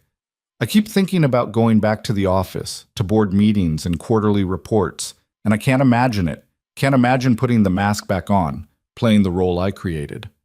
"What would you do instead?" "I don't know." The admission seemed to cost him something. "For the first time in my life, I genuinely don't know what comes next. And that should terrify me, but somehow," he looked at her directly, "somehow it doesn't." The silence that followed felt full of unspoken things. Lena wanted to ask what he meant, wanted to define whatever was happening between them, but something held her back. Out here they could exist in this undefined space, could be whatever they needed to be without labels or expectations. But in the real world, he was still Adrian Voss, CEO and heir to a massive fortune. And she was still the designer who'd worked for him, who'd been so far below his notice that he hadn't learned her first name until they crashed. Could what they'd found here survive that reality? The question haunted her as days passed. Adrian grew stronger, able to walk short distances with a makeshift crutch. They fell into new rhythms, working together, talking through long evenings by the fire, sleeping curled against each other for warmth that had become about more than just survival. And Lena fell deeper. She couldn't help it. Every day revealed new layers to the man she'd thought she knew, his dry humor, his unexpected tenderness, the way he watched her like she was the most fascinating thing in his world, the way he listened when she talked, really listened, absorbing her words like they mattered. She'd never felt seen like this before, never felt like her thoughts and observations had weight, had value beyond their utility. With Adrian, she wasn't just competent or useful, she was essential. But the fear lingered. What happened when rescue came? When the helicopter finally saw their signal and pulled them back to civilization? Would this, whatever this was, survive the transition? The question became urgent when, on their 31st day in the wilderness, they heard it again. Helicopter rotors. Close this time. Very close. They scrambled to the signal clearing, Lena supporting Adrian's weight as he moved faster than was probably wise on his healing leg. The smoke was already billowing from their prepared signal fire, and Adrian had the mirror positioned before the helicopter even came into view. But this time was different. This time, when the aircraft appeared over the tree line, it didn't continue past. It circled, slowed. The pilot had seen them. Lena screamed, waving her arms frantically. Beside her, Adrian flashed the mirror in the precise pattern that meant distress, SOS, help needed. The helicopter descended, finding a clearing a quarter-mile away to land. They were being rescued. The thought should have brought pure relief. Instead, Lena felt something tighten around her heart. Fear mixed with the joy, uncertainty tangled with gratitude. "We made it," Adrian said quietly, his hand finding hers. "We actually made it." "Yes." She turned to look at him, this man who'd become everything to her in 31 impossible days. "We did." His fingers tightened on hers. "Lena!" But there was no time. The rescue team was approaching through the forest, voices calling out, asking if they could walk, if they needed medical assistance. How many survivors? 2, Lena thought, as uniformed men and women surrounded them with practiced efficiency. 2 survivors. But were they the same people who'd boarded that plane 5 weeks ago? Or had those people died in the crash, replaced by these versions who knew how to make fire and set snares and face down bears? The helicopter ride to the hospital was a blur of noise and motion. Paramedics checked their vitals, started IVs, asked questions Lena answered automatically. Across the small space, Adrian received similar attention, but his eyes kept finding hers, holding her gaze like an anchor. They were separated at the hospital. Different rooms for examination, different doctors asking different questions. Lena submitted to it all numbly, barely registering the fuss over her injuries, the relief in voices telling her how lucky she was, how miraculous their survival had been. All she could think about was Adrian. Was he okay? Was his leg worse than they'd thought? Was he in pain? Was he already slipping back into being the CEO she'd known, leaving behind the man she'd fallen for? Her father's sister arrived that evening, Aunt Mary, who Lena hadn't seen in 2 years but who wrapped her in a fierce hug and cried and said she'd been so worried that everyone had been so worried. "The search went on for weeks," Mary explained, sitting beside Lena's hospital bed. "They found the crash site 10 days ago, but no sign of survivors. They were about to call it off when a pilot spotted your signal this morning." 10 days ago. They'd been living and surviving while searchers had given up hope. The timing was dizzying. "There's been media everywhere," Mary continued. "The story of the Voss Industries CEO surviving a crash, it's all over the news. His family has been, well, they've been very present." Something in her tone made Lena's stomach tighten. "What do you mean?" Mary hesitated. "Honey, Adrian Voss is worth billions. His mother and stepfather showed up the moment the rescue was confirmed. They've been managing the narrative, controlling access. The hospital is swarming with security." Billions. The word felt surreal. Lena had known Voss Industries was successful, but she'd never really considered the scale. Never thought about what it meant that Adrian wasn't just wealthy, but generationally, dynastically wealthy. Never thought about what it meant that she was... What? What was she to him, really, outside the context of survival? I want to see him, Lena said. Honey, I don't think that's possible. The security around his room, I don't care about the security. Lena sat up despite her body's protests. I need to see him. But Mary was right. Adrian's floor was locked down. Security guards posted at strategic points. The head of hospital security was polite but immovable. Only family approved by the Voss estate could visit. Ms. Carter was not on that list. Lena stood in the hallway, staring at the guards, feeling the distance between her and Adrian as a physical thing. 31 days of shared survival, and now they were separated by 10 feet and an unbridgeable gulf of money and power and the reality they'd been avoiding. She made it back to her room before the tears came. 2 days passed. Lena was cleared for discharge with instructions for follow-up care and physical therapy.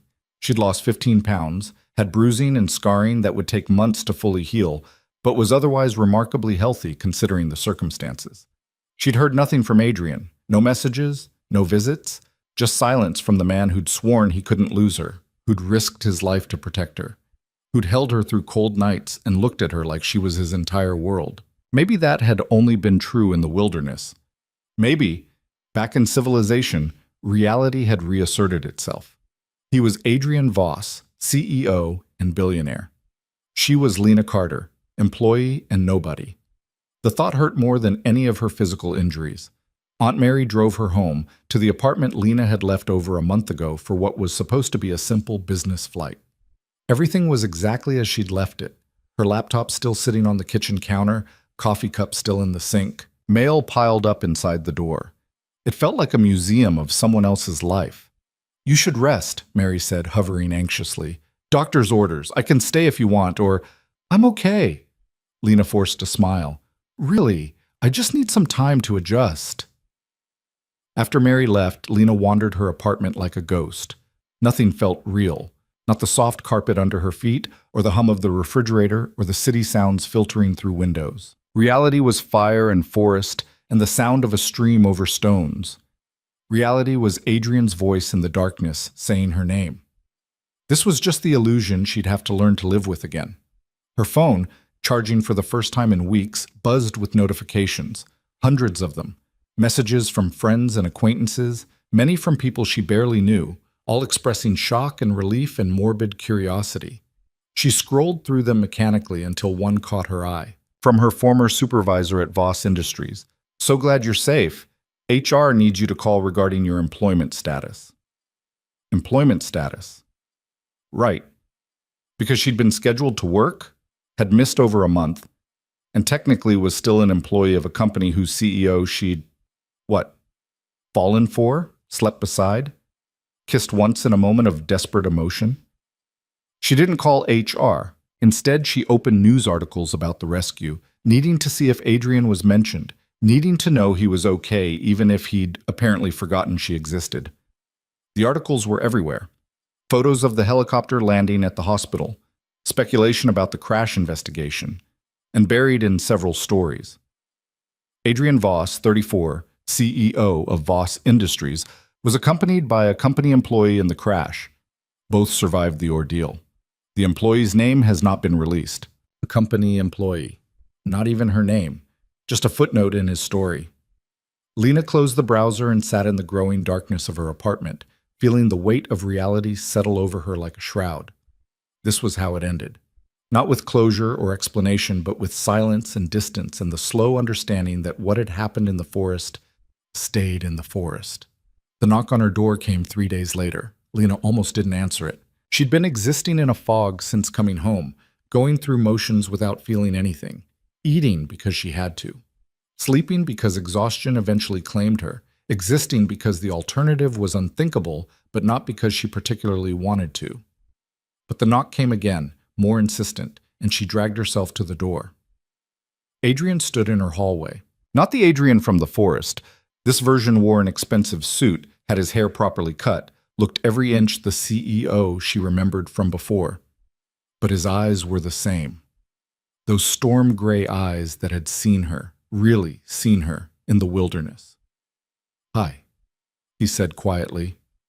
Lena couldn't speak. couldn't process that he was here, in her apartment, looking at her with an expression she couldn't read. "Can I come in?" he asked. She stepped back wordlessly, and he entered, his gait only slightly uneven from the leg injury. He looked around her small apartment, taking in the modest furniture, the single bedroom visible through an open door, the life that was so far from his own it might as well have been a different planet. "You look good," he said finally. "Healthy. So do you." Her voice came out rough. "I heard you were released from the hospital 2 days ago." "Yes, there were complications. With my family, with the company. Things I had to handle before I could—" He turned to face her fully. "Before I could do what I should have done immediately. Which was? Come to you." He took a step closer. "Lena, I know how this looks. I know it seems like I abandoned you, like the moment we got back to civilization, I forgot everything that happened, but it wasn't like that." "Then what was it like?" The question came out sharper than she intended. "Because from where I'm standing, it looks exactly like that. 5 weeks of survival, of partnership, of—" She couldn't say it. Couldn't name what they'd been to each other when she still didn't know if it had been real. "Of falling in love with you," Adrian finished quietly. "That's what you can't say, isn't it? Because you're not sure if I feel the same. If anything we had out there was real or just survival instinct." The words hung between them. Lena felt her heart hammering, felt tears threatening. "Was it?" she whispered. "Was any of it real?" "Every moment." He crossed to her in 2 strides, his hands coming up to cup her face exactly like he had that night by the fire. "Every word I said, every promise I made, every time I looked at you and felt like you were the only thing keeping me human, all of it was real. More real than anything in my life before." "Then why?" The tears fell now, hot against her cheeks. "Why the silence? Why make me feel like I was nothing?" Pain crossed his face. "Because the moment we landed, my mother and her husband descended, started making decisions about my care, my recovery, the company. They controlled access to me, managed communications, made sure the right narrative was being told." His jaw tightened. "They wanted me focused on Voss Industries, on recovering my position. They saw you as a distraction, a liability. So you let them." "For 3 days, yes. Because I was recovering and overwhelmed and slipping back into old patterns of letting others manage things while I controlled the big picture." He pulled her closer. "But then I realized what I was doing. Realized I was letting them take from me the one thing that actually mattered. So I told them to go to hell." Lena's breath caught. "You what?" "I told them I was done letting other people dictate my life. That I'd spent 34 years building walls and maintaining control and following the path laid out for me. And where had it gotten me? To a plane crash in a forest and the realization that everything I thought mattered was meaningless compared to one woman who saw me at my worst and somehow made me want to be better." "Adrian, I'm not going back to Voss Industries," he said, the words tumbling out now like he'd been holding them back too long. "Not as CEO, not in the role they expect. I'm restructuring everything, putting in new leadership, changing the company culture, making it about more than just profit and control, because that person I was before, he's gone. He died in that crash. And I don't want to resurrect him." Lena could barely breathe. "What are you saying?" "I'm saying I'm choosing you." His voice was fierce, certain. "I'm choosing the life we could have together over the life I'm expected to live. I'm choosing to build something real instead of maintaining something hollow. I'm choosing to let someone in, to be vulnerable, to risk the thing that terrifies me most. Which is loving you completely." His thumbs brushed her tears away. "And trusting that you might love me back." The words broke something open in Lena's chest. All the fear, all the uncertainty, all the pain of the last days dissolved in the face of his raw honesty. This was the man from the forest, the one who'd fought bears and wolves to protect her, who'd held her through cold nights, who'd stripped away every defense to show her who he really was. And he was choosing her. "I do love you," she said, the words feeling both terrifying and inevitable. "I think I started loving you the moment you made fire out of nothing and looked at me like I mattered. Like I was more than just an employee or a burden or—" He kissed her, cutting off the words with the fierce tenderness she remembered from that desperate night in the forest. But this kiss was different. This one wasn't born from fear of loss, but from certainty of choice. This was a kiss that said beginning, not ending. When they finally broke apart, both breathing hard, Adrian rested his forehead against hers. "I bought a house," he said. "Small place in the mountains. No cell service. Closest town is 40 miles away. Thought maybe we could—" He hesitated, vulnerability clear in his expression. "Thought maybe we could figure out what comes next from there. Together." Lena pulled back to look at him, seeing the question in his eyes. He was offering her everything, not his wealth or his name or the trappings of his former life, but himself. The real him, stripped of pretense, asking if she wanted to build something new. "Yes," she said simply. Relief and joy transformed his face. "Yes? Yes to the mountains. Yes to figuring it out together. Yes to all of it." She smiled through tears. "But I have one condition. Anything. No more running into the forest after wolves." He laughed, a real laugh, full and genuine and so different from any sound she'd heard from him in the office. "I'll do my best, but I can't promise I won't do stupid things to protect you. It seems to be hardwired now." "Then I'll just have to keep saving you from yourself." She kissed him again, softer this time. "Someone has to." Over the next weeks, they built their exit from the lives they'd lived before. Adrian restructured Voss Industries with methodical precision, installing leaders who shared his new vision and divesting himself of the day-to-day control that had consumed him. He kept a board position, maintained oversight, but stepped back from the role that had defined him. Lena resigned from her position, though Adrian insisted on a severance package that made her uncomfortable until he pointed out she'd earned it through 3 years of excellent work and a month of keeping him alive. She accepted it finally, understanding it as closure rather than charity. The media had a field day with the story when it broke. CEO steps down. Couple who survived crashed together, now building a life away from the spotlight. Speculation ran rampant about their relationship, about Adrian's decision, about what it meant for the company. They ignored all of it. Let the world speculate and judge and create whatever narrative it wanted. The truth was simpler and more complicated than any story the media could tell. 2 people had crashed in a forest and found something more valuable than survival. Now they were choosing to protect it. The mountain house was everything Adrian had promised. Remote, beautiful, surrounded by forests that felt like both memory and promise. They moved in together 2 months after the rescue, carrying minimal possessions into a space that felt vast with possibility. "What do we do now?" Lena asked on their first night, standing on the porch and watching sunset paint the mountains gold. Adrian's arm came around her waist, pulling her back against his chest. "Whatever we want," he said. "That's the point. We get to choose who we become now." And they did choose. Chose to wake with the sun and sleep when exhaustion claimed them. Chose to cook meals together and maintain the skills they'd learned in survival. Chose to talk through long evenings about dreams and fears and the future they were building one day at a time.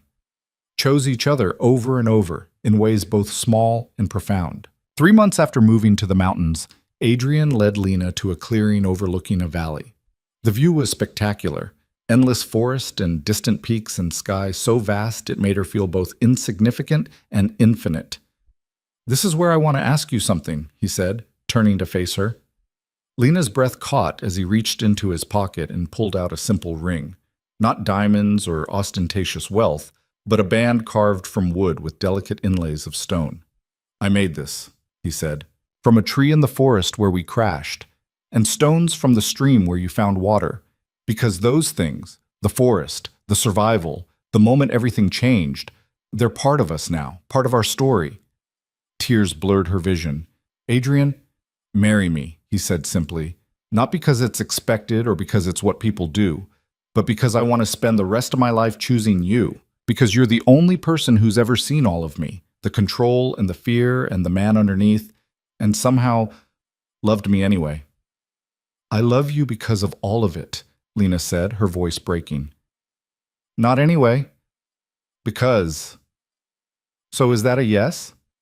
She kissed him instead of answering, poured every emotion into it, the love and gratitude and wonder that this was her life now, that they'd survived death to find this, that the man who'd seemed so cold and untouchable had become the warmth she built her world around. "Yes," she said when they finally broke apart. Yes to forever. Yes to choosing each other. Yes to all of it. He slipped the ring onto her finger and it fit perfectly. This symbol of their journey, carved from the very wilderness that had transformed them.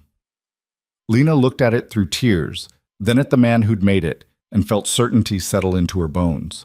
They didn't just survive the wilderness. They'd survived the return to civilization, the pressure to resume old lives, the forces that tried to push them apart. They'd fought for this, for each other. With the same determination they'd applied to making fire and finding food and facing down predators. And they'd won. Standing in that clearing with mountains rising around them and the man she loved holding her like she was precious, Lena understood finally what they'd really survived. They'd survived becoming the people they were always meant to be. The ring felt both weightless and substantial on Lena's finger as they walked back to the house, her hand entwined with Adrian's. The wood was smooth against her skin, warmed by her body heat, and every time she glanced at it, she felt the enormity of what they'd chosen settling into something real and solid. "We should call people," she said as they reached the porch. "Tell them. My aunt, at least. Maybe some friends." Adrian paused, his expression thoughtful. "There's someone I need to tell first, someone who deserves to hear it directly." "Your mother?" "No." His jaw tightened slightly. "My uncle's daughter, my cousin Sarah. She was the only family member who didn't try to control things after the rescue. She just cared. Asked if I was okay. Meant it when she said it." It was the first time he'd mentioned extended family beyond his mother and stepfather. Lena squeezed his hand. "Then we'll call her together." "Sure." But before they could reach the phone, they heard it, the sound of a vehicle coming up the long dirt road to their house. Unusual, given how remote they were. Lena felt Adrian tense beside her, his protective instincts immediately engaged. A black SUV emerged from the trees, expensive and out of place against the rustic mountain backdrop. It pulled to a stop in front of the house, and a woman stepped out, elegant, mid-50s, with Adrian's sharp features softened by age and what looked like carefully maintained composure. His mother. "Adrian," her voice carried across the distance, cultured and cool. "We need to talk." Lena felt Adrian's hand tighten on hers, felt the way his entire body went rigid. This was the woman who'd tried to control his recovery, who'd kept them apart, who represented everything about his old life he'd been trying to leave behind. "There's nothing to talk about, Mother." His voice was flat, emotionless, the CEO voice Lena hadn't heard in months. "I made my decisions clear. And I'm here to tell you those decisions are destroying everything your father built." She moved closer, her heels impractical on the dirt driveway. Her eyes flicked to Lena, dismissive and cold. "Everything we built. The board is in chaos. Stock prices are fluctuating. You owe it to the family legacy to—" "I don't owe the family legacy anything." Adrian's voice cut through her words like a blade. "That legacy almost killed me. Literally. I was on that plane because I was flying to another merger, another acquisition, another step in building an empire I never wanted in the first place." His mother's face paled. "You don't mean that." "I do." He stepped forward, and Lena felt the protective fury radiating from him, but it wasn't directed at his mother. It was directed at the life she represented, the cage she'd helped build. "For 34 years, I did what was expected, built what you and Father wanted built, became who you needed me to be, and it made me into someone I barely recognized, someone cold and isolated and so obsessed with control that I couldn't see what actually mattered." "And what matters?" His mother's voice dripped with disdain. "Living in the woods with some employee throwing away everything you worked for?" "Her name is Lena." Adrian's voice was steel. "And yes, building a life with her matters more than any company ever could. She saw me at my absolute worst, injured, terrified, stripped of every defense, and she didn't run. Didn't try to control or manage or reshape me into something more palatable. She just stayed, fought beside me, saved my life more than once." Lena felt tears prick her eyes at the raw honesty in his voice. His mother looked between them, something like calculation in her expression. "If it's about money," she said, turning to Lena, "I'm prepared to offer—" "Stop!" Adrian's command cracked like a whip. "You will not insult her. You will not try to buy her off. You will not treat this like a business negotiation. He took a breath, visibly controlling himself. I'm going to say this once, and I need you to actually hear it. I'm done. Done with Voss Industries as it was. Done with the family expectations. Done with letting you dictate my life. You're being childish. I'm being honest for the first time in my adult life. His arm came around Lena's waist, pulling her close. I found something in that wilderness that I never had before. Real connection. Real purpose. Someone who sees me as more than a name or a role or a means to maintaining family power. And I will not sacrifice that to make you comfortable. His mother's composure cracked slightly. Your father would be so disappointed. My father was a brilliant businessman and a terrible parent who taught me that love was conditional and trust was liability. Adrian's voice softened, but the steel remained. I spent my whole life trying to earn approval that was never coming. But I'm not that person anymore. The crash changed me. Lena changed me. And I'm grateful for both. Silence stretched between them. Lena watched emotions flicker across his mother's face. Anger, frustration, and underneath it all, something that might have been fear. Fear of losing him. Fear of losing control. Fear that the son she'd shaped was choosing a different path. If you do this, his mother said finally, if you continue down this path, there will be consequences. Financial, social. The family will not support this fantasy. I don't need your support. Adrian's voice was gentle but absolute. I have everything I need right here. His mother looked at them one more time, her expression unreadable. Then she turned and walked back to the SUV, her movements stiff with barely contained emotion. The vehicle pulled away, disappearing back down the dirt road, leaving silence in its wake. Adrian didn't move for a long moment. Then slowly Lena felt the tension drain from his body. He turned to her, and in his eyes she saw vulnerability mixed with certainty. That was harder than facing the bear, he said. Lena laughed despite herself, despite the intensity of what had just happened. But you did it. You actually did it. We did it. He pulled her close, resting his chin on top of her head. Everything's we now, remember? They stood like that for a while, holding each other as the sun moved across the sky and the mountains stood witness. This was the final bridge burned, the last tie to his old life severed. From here, there was only forward. Over the following weeks, they built their new life with intentional care. Adrian dove into the restructuring of Voss Industries with focused energy, but from a distance. Video calls and email rather than boardrooms, strategic guidance rather than daily control. He installed a CEO who shared his vision for transforming the company culture, who understood that success didn't have to come at the cost of humanity. And slowly, impossibly, it worked. The company stabilized under new leadership. Stock prices recovered. The board, initially resistant, began to see the value in Adrian's new approach. The innovation that came from treating employees as people rather than resources. The loyalty that developed when workers felt valued. You're still changing things, Lena observed one evening, watching him finish a video call with the new CEO. Just in a different way. I'm guiding instead of controlling. He closed his laptop with a satisfied click. Turns out you can have influence without having power over people. Who knew? Anyone who wasn't raised by your family? Lena suggested gently. He smiled, but there was old pain in it. Fair point.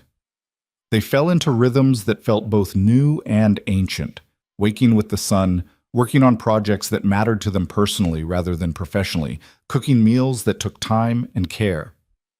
Adrian started writing, documenting their survival experience not for publication, but for processing. Lena began designing again, but for small local businesses who needed help and couldn't afford big agencies, finding more satisfaction in their gratitude than she'd ever felt in corporate praise. They hiked the mountains they'd chosen as home, and sometimes the landscape reminded them of those 31 days in the wilderness. But the memories weren't traumatic anymore. They were foundational, the bedrock on which everything else was built. Do you ever regret it? Lena asked one afternoon as they sat by a stream that reminded her of the one where they'd found water. Giving up the company, the power, everything you worked for? Adrian considered the question seriously, the way he considered everything now, with thoughtfulness rather than calculation. I regret the years I wasted building something I didn't actually want, but giving it up? He shook his head. That's the best decision I've ever made. Second best, anyway. What's the best? Fighting the bear instead of running. At her incredulous look, he laughed. I'm kidding. The best decision was choosing to see you. Really see you. Not just as an employee, but as the extraordinary person you are. Everything else follows from that. The wedding happened on a cool October morning, 6 months after the proposal. They kept it small. Aunt Mary, Adrian's cousin Sarah, and her family, a handful of close friends they'd made in the mountain community. No media, no society photographers, no orchestra or ice sculptures or any of the ostentatious displays Adrian's mother had undoubtedly expected. Just two people promising to continue choosing each other, witnessed by people who actually cared about their happiness. They married in the clearing where Adrian had proposed, with mountains rising around them and autumn painting the forest in golds and reds. Lena wore a simple dress she'd found in a small-town boutique, and Adrian wore a suit that wasn't designer but fit him better than anything from his old wardrobe ever had, because he'd chosen it himself, for himself. I didn't prepare vows, Adrian admitted when it was time, his hands holding hers, because everything I could say feels inadequate. How do you put into words what it means to have someone see your worst and still choose to stay? To have someone fight beside you, literally and metaphorically, and never ask for anything except your honesty? You try, Lena said softly, tears already forming. That's all either of us can do. He smiled, that genuine expression that still sometimes caught her off guard with its openness. Then I'll try. Lena Carter, you saved my life in that forest. But more than that, you saved me from the life I was living before, the half-existence where I was successful but never truly alive. You taught me that vulnerability isn't weakness, that letting someone in doesn't make you helpless, that love is worth the risk of loss. His voice caught slightly, and Lena squeezed his hands. You showed me who I could be when I stopped trying to control everything, he continued, and I promise to spend the rest of our lives becoming that person more fully. I promise to choose you every day, in ways both small and significant. I promise to face whatever comes next the way we face the wilderness, together, honest, and refusing to give up. Lena took a shaky breath, knowing her own vows couldn't match the raw honesty of his, but needing to try anyway. Adrian Voss, I spent 3 years thinking I knew who you were. Then we crashed, and I learned I'd been looking at a mask instead of a person. Thank you for trusting me enough to take the mask off. Thank you for showing me your fear and your strength and the complicated, brilliant, sometimes infuriating man underneath all the armor. He laughed wetly, and she realized he was crying too. I promise to keep seeing you, she said. Not the CEO or the billionaire or whatever role the world tries to put you in, but the man who makes fire from nothing and fights wolves and holds me through nightmares. I promise to be your partner in building this life we're creating. Equal, honest, and brave enough to keep choosing love even when it's terrifying. The officiant pronounced them married, and Adrian kissed her like they were the only two people in the world. Like they were back in the wilderness where none of this, the wedding, the witnesses, the promises, existed yet, and it was just them choosing each other for the first time. When they pulled apart, Lena looked at the small gathering and saw Sarah crying openly, Aunt Mary beaming, their friends applauding. This was family, not the toxic legacy Adrian had inherited, but the chosen connections they were building together. The celebration was simple: food they'd prepared themselves, wine from a local vineyard, music from Sarah's husband who played guitar. As evening approached and stars began emerging, Adrian pulled Lena into a dance, even though there was barely room in the clearing, even though neither of them were particularly graceful. What are you thinking? She asked, her head resting on his shoulder. That I'm grateful. His voice was quiet, meant only for her. That 31 days of hell gave me 31,000 days of this. That falling from the sky was the best thing that ever happened to me because it brought me to you. We almost died, Lena reminded him. I know, but we didn't. We survived and found each other and built something real. He pulled back slightly to look at her, and in his eyes she saw everything they'd been through together, the terror and triumph, the vulnerability and strength, the journey from strangers to partners to this. That's the legacy I want to leave. Not a company or a fortune, but proof that people can change, that it's never too late to choose differently. 3 months after the wedding, they took a trip. Not to some exotic destination or luxury resort, but back to the wilderness. Back to the mountains where they'd crashed, armed with proper gear this time, but driven by the need to face it again on their own terms. The crash site had been cleared by investigators, but evidence of it remained: scorched trees, disturbed earth, a few pieces of twisted metal too embedded to remove. Lena stood in the clearing where her seat had landed and felt the weight of impossibility all over again. She shouldn't have survived. Statistically, mathematically, logically, she should have died here. "You okay?" Adrian's hand found hers. "Yeah." She turned to him, this man who'd been a stranger when they fell from the sky and was now the center of her world. "I keep thinking about who we were then. How different everything was. Different bad or different good? Just different." She gestured at the forest around them. That Lena was scared and alone and had no idea what she was capable of. This Lena knows she can survive anything because she already has. They hiked to the stream where they'd found water, and it was exactly as Lena remembered, clear and cold and singing over stones. They sat on the bank, and Adrian pulled out the fish trap design he'd used, smiling at the memory. "Think it would still work?" Lena asked. "Only one way to find out." They spent the afternoon building a trap together, their movements coordinated from months of partnership. When they finally caught a small trout, they both laughed like it was the greatest achievement imaginable, which, in a way, it was. Proof that the skills they'd learned in desperation could be used in joy. That night, they camped in the wilderness properly, with a tent and sleeping bags and a stove, all the equipment they hadn't had before. But they still built a fire the old way, using the bow drill method Adrian had perfected. Still sat beside it talking into the darkness, still fell asleep with the sounds of the forest around them. "This doesn't scare you?" Lena asked as they lay in the tent, the forest alive with night sounds. "Being back here?" "The opposite." Adrian's arm tightened around her. "Being here reminds me that we survived the worst. Everything else is just details." They stayed 3 days, retracing their original path from the crash site to their shelter location to the clearings where they'd hunted and gathered. Every landmark was a memory, every tree a witness to their transformation. On the last day, they stood at the spot where Adrian had fought the wolf, where Lena had driven the spear into its flank, where they'd first acknowledged what they were becoming to each other. "Thank you," Adrian said quietly. "For what?" "For saving me. Not just from the wolf, but from myself." He turned to face her fully. "I meant what I said in my vows. You didn't just save my life, you saved me from the life I was living, from the prison I'd built out of control and fear and the belief that I had to do everything alone." Lena reached up to cup his face, feeling the roughness of several days' beard growth. "You saved me too. Showed me I was stronger than I knew, braver than I thought, capable of more than anyone ever expected from me."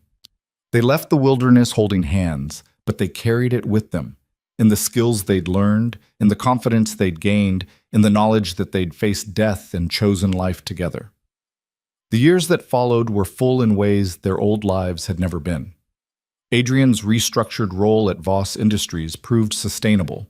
He provided strategic guidance and vision, while new leadership handled execution, creating a model that other companies began studying and emulating. The business press called it revolutionary. Adrian called it simply being human. Lena's design work evolved into something more substantial. She started a nonprofit teaching design skills to underprivileged youth, using creativity as a pathway to opportunity. Adrian's resources made it possible, but Lena's vision and dedication made it successful. Within 2 years, they'd helped hundreds of kids discover talents they didn't know they had. They built a life that honored both their pasts and their present. Kept the mountain house, but also bought a small apartment in Seattle for when they needed to be in the city. Maintained the survival skills they'd learned, but also embraced comfort and connection. Stayed grounded in the reality of what they'd survived while building toward a future full of possibility. And through it all, they chose each other. Chose each other when Adrian's mother made one final attempt at reconciliation that was really an attempt at manipulation, and they had to set firm boundaries together. Chose each other when Lena's design nonprofit struggled financially, and Adrian wanted to simply fund it while Lena insisted on finding sustainable solutions. Chose each other through disagreements and doubts, and the inevitable friction of two strong people building one life. chose each other, especially in the quiet moments. Morning coffee on the porch, watching sunrise over mountains, evening walks through forests that no longer held terror, nights wrapped in each other's arms with the certainty that tomorrow they'd wake up and choose each other again. 2 years after their wedding, Lena woke in the mountain house to find Adrian already up, standing on the porch with coffee and an expression she'd learned to recognize. Contemplative but content, processing something significant. "What are you thinking about?" she asked, joining him with her own coffee. "Legacy." He gestured at the mountains, the forest, the vast wilderness stretching to horizons. "What we leave behind. What actually matters." Having an existential crisis before breakfast? He smiled. "More like an existential clarity. I spent so many years thinking legacy was about building something that lasted, a company, a fortune, a name people would remember. But now I think it's simpler than that." "What is it?" "It's this." He turned to her, and in his eyes she saw everything they'd built together. "It's knowing that we chose love over fear, that we took the terrifying leap of letting someone in completely, that we survived not just a crash, but the return to a world that wanted to keep us apart, and we refused to let it." Lena set her coffee down and moved into his arms, fitting against him like she'd been designed for exactly this space. "That's a pretty good legacy." "There's more." His hand moved to rest on her stomach, and Lena's breath caught as she understood what he was asking without words. "Are you sure?" she whispered. "We haven't talked about—" "I'm sure." His voice was steady, certain. "I want to build a family with you. Want to raise children who know they're loved unconditionally, who see partnership modeled in how we treat each other, who understand that strength comes from vulnerability and courage comes from choosing connection." Tears blurred Lena's vision. "I want that too." "Then let's choose it. The same way we chose everything else, honestly, deliberately, together." 6 months later, standing in the same clearing where they'd married, Lena told Adrian they were pregnant. She watched joy transform his face, watched him drop to his knees and press his forehead against her still flat stomach, watched him cry with happiness he no longer tried to hide. "Thank you," he whispered against her skin. "Thank you for this, for everything, for choosing me even when I didn't deserve it." "You always deserved it," Lena said, her hands in his hair. "You just didn't believe it yet." Their daughter was born on a spring morning, arriving with her father's gray eyes and her mother's determination. They named her Maya, for rebirth, for transformation, for the journey from who they'd been to who they'd become. Adrian held her with the same careful intensity he brought to everything that mattered, and Lena watched him whisper promises to this tiny person.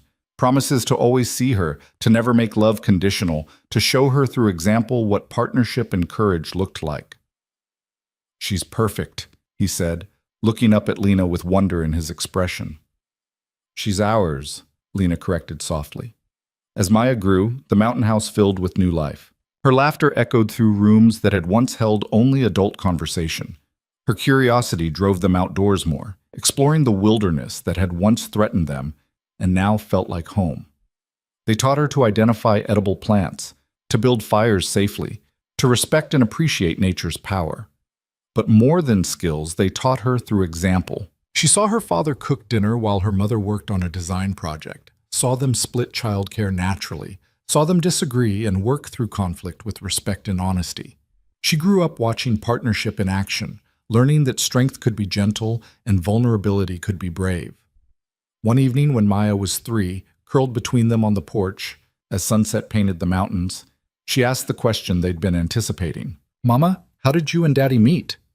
Lena and Adrian exchanged glances over her head, communicating silently the way they'd learned to do over years together. How much to tell? How to explain something so complex to someone so young? "We met in the sky," Adrian said finally, "and fell to earth together." "Like angels?" Maya's eyes were wide with imagination. "Like people who needed to learn how to fly," Lena corrected gently. "And we taught each other." It wasn't the full story. That would come later, when Maya was old enough to understand danger and death and the miracle of survival. But it was truth enough for now.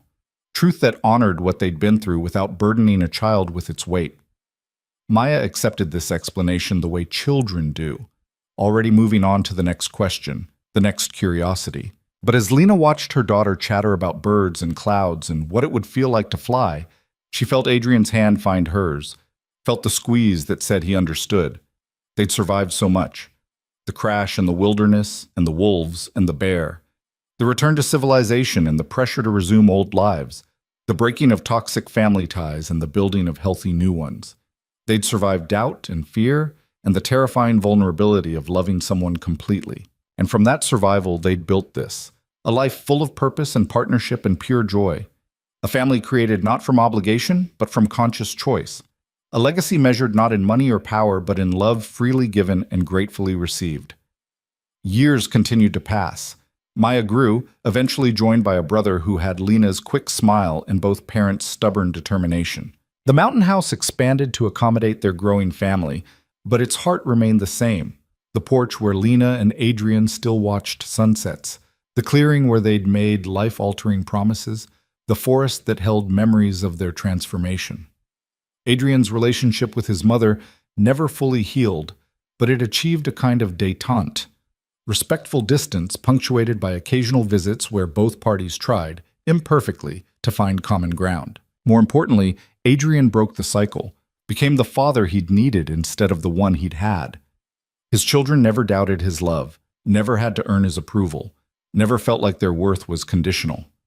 Lena's nonprofit grew beyond anything she'd imagined, eventually expanding to multiple cities and helping thousands of young people discover their creative potential. Adrian supported it not by taking control, but by believing in her vision and providing resources without strings. Together, they built something that would outlive them, a foundation for opportunity and hope. But their greatest legacy remained each other. On their 10th anniversary, they returned to the wilderness one more time, just the two of them, leaving the children with Sarah's family. They hiked to the crash site, finding it nearly reclaimed by forests now, nature healing the scars they'd left. "Do you remember what you were thinking?" Lena asked, standing where Adrian's seat had landed. "In that last moment before we hit?" "That I'd wasted my life." His voice was quiet with remembered pain. "That I'd spent 34 years building something hollow and was going to die, never having really lived. And now?" He turned to her, and in his eyes she saw the accumulation of 10 years of choosing each other, of building a life with intention and love. "Now I know what living actually means. It means waking up next to you. It means watching our children grow into good humans. It means building things that matter with someone who sees me, really sees me, and loves what she finds." Lena moved into his arms, fitting against him with the familiarity of a decade together. "I love you," she said simply. "Not despite what we went through, but because of how we went through it together." "I love you too." He kissed the top of her head. "Thank you for saving my life. Thank you for making it worth saving." They stood like that as the sun moved across the sky. Two people who'd fallen from it and learned to fly in the falling. Two people who'd survived the impossible and built something extraordinary from the survival. Two people who'd chosen each other over and over until the choosing became as natural as breathing. The forest whispered around them, holding memories of terror and triumph, of desperation and determination, of two strangers becoming partners, becoming lovers, becoming family. And in that whisper, Lena heard the truth they'd learned in 31 days of hell and 10 years of heaven. They hadn't just survived the wilderness. They'd survived becoming the people they were always meant to be. And in doing so, they'd found not just life, but purpose. Not just survival, but meaning. Not just each other, but themselves. The fall that should have killed them had instead given them everything. As they walked back through the forest hand in hand, Lena looked up through the canopy at the sky they'd once fallen from. It was vast and beautiful, and no longer held any terror. Just possibility. Just the endless blue that had witnessed their transformation and would witness whatever came next. "Ready to go home?" Adrian asked. Lena squeezed his hand, thinking of the mountain house waiting for them, of the children who'd run to meet them, of the life they'd built together from wreckage and wilderness, and the simple choice to keep choosing each other. "Always," she said, "as long as home means you." They left the wilderness behind but carried it with them always. In the strength they'd discovered, in the love they'd built, in the certainty that no matter what challenges came next, they would face them the same way they'd faced everything since the moment their eyes met in a falling aircraft. Together. Honest, unafraid. And that was the truest survival of all.